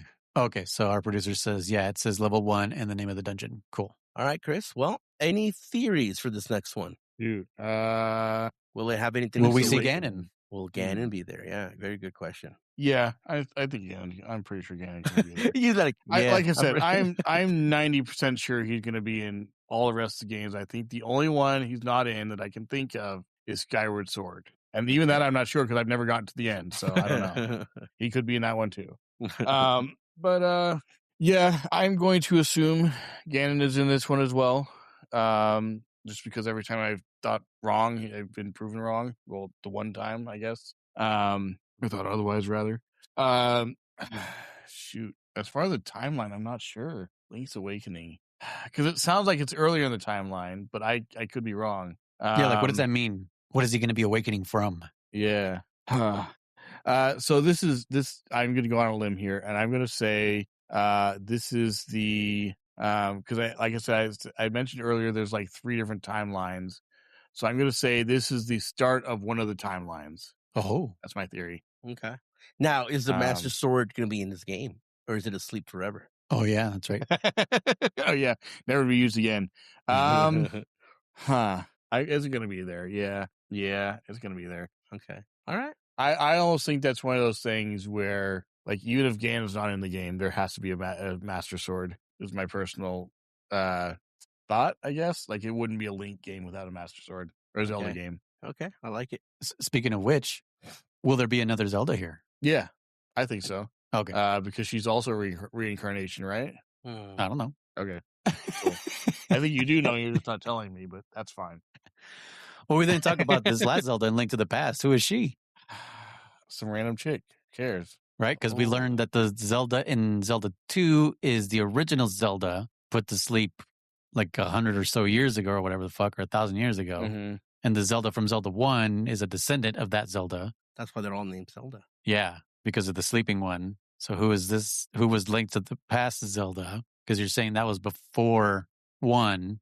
Is this the one that goes to sleep? Rescue her, by the way? Because she was... Yeah, she was in Turtle Rock. She was? Yeah. I don't remember. I thought that was just another maiden. Okay. No, that's Zelda. Is it, or are you just saying to show how much I was reading? Zelda's in Turtle Rock. Which actually, hold on. So if this is in the past, Chris, before 1, and we know that the Zelda in 2 is technically in 1, is sleeping, is this the Zelda that gets put to sleep? Is that why the next one's called Link's Awakening? They both took Would it something. be called Zelda's Awakening in that case? Well, I mean, It's called Link to the Past, to the first Zelda. maybe this is the one where she falls For asleep. reasons we don't know. I don't know. You tell me. No, I think this is gonna be after the Sleeping Zelda. It's a different Zelda. Yeah. You know Will what? there be another Turtle Rock? Yeah. Will you have a duck? A flying duck, Chris? Will there be chain chomps? Yeah. Would you see a Wiggler? And Goombas? Well, you see Goombas. I mean, while we're at it, what about piranha plants? Just throw those fuckers in there, right? What about Koopas? Will there be Koopas? Yeah, maybe. Koopa Troopas. Will there be Paragoombas? Paragoombas. What about bloopers? Shy Guys. I don't know. Let's throw everything with that we can. Fuck it. Let's just have a crossover. Ninja Stars. I mean, throw those in there too. Ninja Stars? Is Mario in this? Hey, remember this, Chris. You have to rescue Princess from if Zelda 2 was, if Mario 2 was all a dream world, let's make this a dream world and fucking throw Goombas and fucking Bowser in there and you name it. Okay, wait. That's what it is. So everything until now has been a dream. Link's Awakening is he's waking up from that dream. And he's a nerd. Shit, like and Mario 2 is that what you're saying? Yep. Spoilers for Mario 2. Dream. He's just a nerd. He's just Nobody knows. Could Could you imagine somebody doesn't know about Mario 2? Oh, man. Okay. Nice. Good theories. Okay. Chris says everything up until this point has been a dream. Yeah, it's all fake. Fake news. I do have another quick one. I know this is kind of running long, but Chris, what do you think? So this is the first game now. Well, not the first game, but so we finally got hearts drops again, right? No more magic to heal yourself like in Zelda 2. We got heart drops again off of enemies and magic drops off of enemies, right? But this is the first time that we've seen hearts and berries and rupees. Rupees are back. Obviously, shops are back. We didn't really touch up on it, but shops are back. Why is there just random shit underneath leaves and jars and shit? That just like, why would you? Right? Why, Chris? Sorry, you say that. I think I know the question. I believe it's answered in Minish Cap, and that there's like spirits or something that live in nature that drop those things. That's and Spirit Tracks, not Minish Cap. Oh, okay, sorry. All right, moving on. Oh my God. That's just one of those random pieces of lore that I actually remember or something, and I don't really even think about. Yeah, Jerem's like, well, there goes that shit. No, that's cool though. Okay, well, we'll see. Maybe they're spirits. Maybe there's something else. I don't know. Total games played. What is that, German? Oh, it continues. Yeah, that's how many lives you use. Yeah. What? I don't remember it saying that. Okay, mine was 205. Yeah. Yeah, I did it I again. posted. What do you mean you don't remember it saying that? No. Did I see yours? I don't remember. I don't know. I know he posted it. By the way, that was with the green tunic, and I did have to get the level 3 sword. I had to get tempered sword, because the fucking big bomb doesn't appear until you save the blacksmith. So yeah. So anyways, so I couldn't get silver arrows. So yeah, but anyways, I still did most of the game with bare minimum. So okay, cool. All right, nice. Well, Link's Awakening, you guys. The second dungeon is called Bottle Grotto, so that is what we need to complete, and that's our checkpoint. And all right, guys, thank you so much for putting up with all the fucking sidetracks that we took on this episode. It's been a minute. Holy shit! Wow, we need to start a never-ending story podcast, apparently. Oh yeah, our producer is calling you out, German. What did it's time for you to prove yourself, man. You gotta. Oh, I know. We gotta. How much time are you gonna take a year to practice? What the fuck, man? Yeah, when is it happening? We need to decide. I know. This needs to happen soon. All right. Yeah, we need a deadline. Let's do next Saturday. I don't want to brush up on my Misery Mire and my Turtle Rock. So basically by the time this episode comes out, the next day, you guys, if you guys want to tune in, are you guys doing it on Twitch? Yeah, I think so. Yeah, I think Twitch is fine because then we could do that one site, the Twitch, where you can do multi-view, right? So people can watch both at the same time. Yeah. I like that site. That site's pretty cool. Yeah. So that will be the 9th. Am I correct? Yes. Yeah. May 9th, 2026, you guys. So if you're listening to this in 2027, you're too late. Unless you can time travel like German. I won, by the way. Right. No, I'm just kidding. Talk shit. I won, by the way. Only German would know if he won or not. Yeah. Wait, you already know, so why do you have to practice? I know I had to Because practice. he's like because he's like the okay. Triforce. He wants to give Shadow what's really in his heart. And Shadow wants to lose, so that's how he knows. That's what's in Shadow's heart is losing. Okay. I will definitely be there. Yeah. I suppose you'll decide on a time and let us know then. Yeah. Pretty much anytime Saturday would work for me, more or less. I need to make sure, nothing else is going on Saturday. So yeah, I just got to dedicate at least maybe 2-3 hours worth. I know Shadow can probably knock it out in 2 hours, so I'm thinking 3 hours for me. Well, and I'm curious because rewind there. The different randomizers use different seeds. Are you using the same seed, or are you using? No, we'll do the same seed if you race. Yeah. Okay, I figured. All right. Yeah. Okay. No. Yeah, could you imagine? Ooh, can we get one seed? Yeah, I think so. I think we could definitely post Can it up there. Yeah. Does it have to be just numbers or words or what? No, we generate it, and then we'd have to share the file with you guys. But isn't there like a number or something that you can put into it so you can pick a specific seed? Because there are some seed generators that ask you like, oh, type in whatever seed you want, and then that will generate the thing. You know what I mean? Yeah, I've never played with that, so that's beyond my knowledge. But I know if we're going to share the same seed, we just make one, and then we just give it to each other and use that one. Well, that's what I'm saying. Can we pick the seed? Like, can we just give you guys a bunch of fucking numbers and be like, use this one, and that's your seed? I don't know if that's how that works. So you have to ask Shadow that. Yeah, like you pick some shit. No, because then you could probably end up picking some crazy shit that would be like it requires glitches because there is no logic and shit like that. And that's what I'm saying. Like no, because if you pick some random assortment and it does work like that, we could get a seed that would be maybe not beatable / only beatable with glitches that I don't know any knowledge of. Well, that sounds like a problem. There are setup pages you can use for setting things up. Yeah, so we'll let you guys do it. Yeah. like you were saying, like, I'll pick a 3 and a 5, and Chris picks a 6 and a 7. That changes it. Yeah. 6, 7. I knew you stopped yourself. I was literally thinking, I was like, we could have done like we could definitely share the seed for anyone. 6, 7. 6, 7's your seed. 6, 7 for anyone else who wants to try it out. 6, 7. Just keep adding 6, 7 till it works. 6, 7 till it works. 6, 7. Yeah, whatever the minimum amount of characters is. It has to be 6, 7. It can't be 6, 7, 6. It has to be 6, 7. He gave me the link to the past. Nice. Let's see here. Oops. I was trying to click on it. There we go. What is this? Oh, no, but this is me picking things. No, I just want we don't want... Yeah, I just want to type in anything. I don't want to... This is work. There's got to be some website where you can go where it'll generate something for you based on an input. Yeah. I mean, some randomizers do that.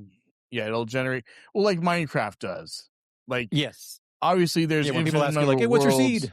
But it's not gonna spawn you in the void. So there are rules to the seeds. Yeah, and I would imagine there's something for Zelda. But I think that's what makes this one so complicated because they do need those restrictions, right? Like it's like we want seeds that are glitchless. We want seeds that are. But that's what I'm saying. The algorithm would run be interchangeable. Yeah, the algorithm key logic. Yeah, holy shit. Yeah, no thanks. Key sanity. No, the algorithm, for the seed generator would run with that in mind, and wouldn't generate a seed that would create anything that has to use glitches or something. That's what I'm saying. Yeah. No, I'll leave that up to them. They could do all that shit. Okay. Yeah. No, we're gonna do a very safe one. That's why I think that's where I think I stand the best chance. And at the same time, is where I know he'll smoke me. So it's kind of an even one there for the most part. A double-edged sword. Yeah. I have a question for you, Jeremy. What do you smell like when you're smoked? when I'm smoked? Yeah, I don't know. You said he's gonna smoke you. What would that smell like? I don't know. We'll figure it out. Not like salmonella because it's smoked, so it's already killed the bacteria. Yeah. It's what's the word they use? With the P? Pasteurized. Pungent? Pasteurized. You would smell pasteurized like milk. Pasteurized means they slowly like cook it, don't they? They heat it up to kill all the shit. Yeah. So smoking what is kind of does that similar. smell like? Smoking is kind of similar to pasteurization. But isn't that just for What- dairy products? I don't know. Is there pasteurized ham? Maybe the smoking. That's what you smoke. That's So you're gonna smell like ham? Is that what you're saying? Maybe. No, You they smell like smoked they ham. cure ham and meats. They cure them so that you can just kind of Yeah. like you would eat them uncooked like hot dogs. yeah. But you can't pasteurize meat. But 'Cause that's it would what be smoking cooked. would be. Cook it slowly, very slowly, low heat and slow. Slow and slow. Low heat and slow. That's just Jesus undercooked. Christ. No, and for a long time, low heat and slow. I never said like one shot. One shot. Not Mr. It can be used Love. fruit juices. Yes, fruit juices, eggs, cheese, beer. Huh. Awesome. Pasteurized beer. That makes sense. Actually. Beer, wine, and other dairy products. Yes, wine is one of those dairy products. Yeah. Yeah, you never milked a grape before? Grape milk. No, man. All right, cool. So I'm gonna practice a few more seeds, but yeah, we got Saturday. Post it up on the Discordy. Let people know. We'll post up the seed. So anyone Bruce just said nothing like Cocoa Pebbles and wine for a great breakfast starter. And I don't know if I've told you guys this story. I might have, definitely not on the pod. But in college, like I said, I used to be a heavy drinker. One time we did not have milk, and I had some Fruit Loops. What we did have was a bottle of 151. Oh, And it was rough, I'll tell you that. Like 151, especially back then when I was in college, like 18 to 19 years old. I think it was 18, something like that. Like that is like some shit that makes you like instantly throw up. But for some reason the Fruit Loops did help, but it was still fucking holy shit. And I ate that whole bowl. I was fucked up for the rest of the day. I'm actually curious about that noise because you're not a big guy. Like you're pretty thin. I don't want to call you scrawny. You're not scrawny, but you're pretty thin. I was back then. How back well? then I definitely scrawny. Okay, how did you hold your liquor fairly well, even with that, or was it like No, bro. I wouldn't like throw up, but I would black out. Like I'm like or was like legendary for blacking out. You know what I mean? Like that was like my thing.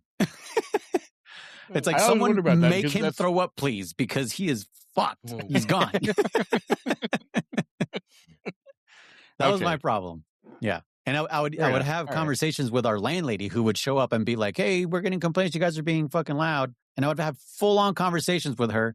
And she would leave like, okay, guys, good night. Like she had no idea I was drunk. Like that's how like, I don't know what I was saying while I was blacked out, but convinced her enough that we were not causing any problems. We're just chilling, playing video games. Jeez. Yeah. Multiple times. My roommates were like, we don't know how you do this because you are jacked up. As soon as you close the door, you fucking fall right back to what you were before you answered the door. Like you were not the guy we wanted to answer the door, but you did fine, like somehow.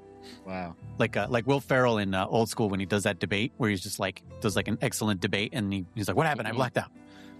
Literally that. Okay. Yeah.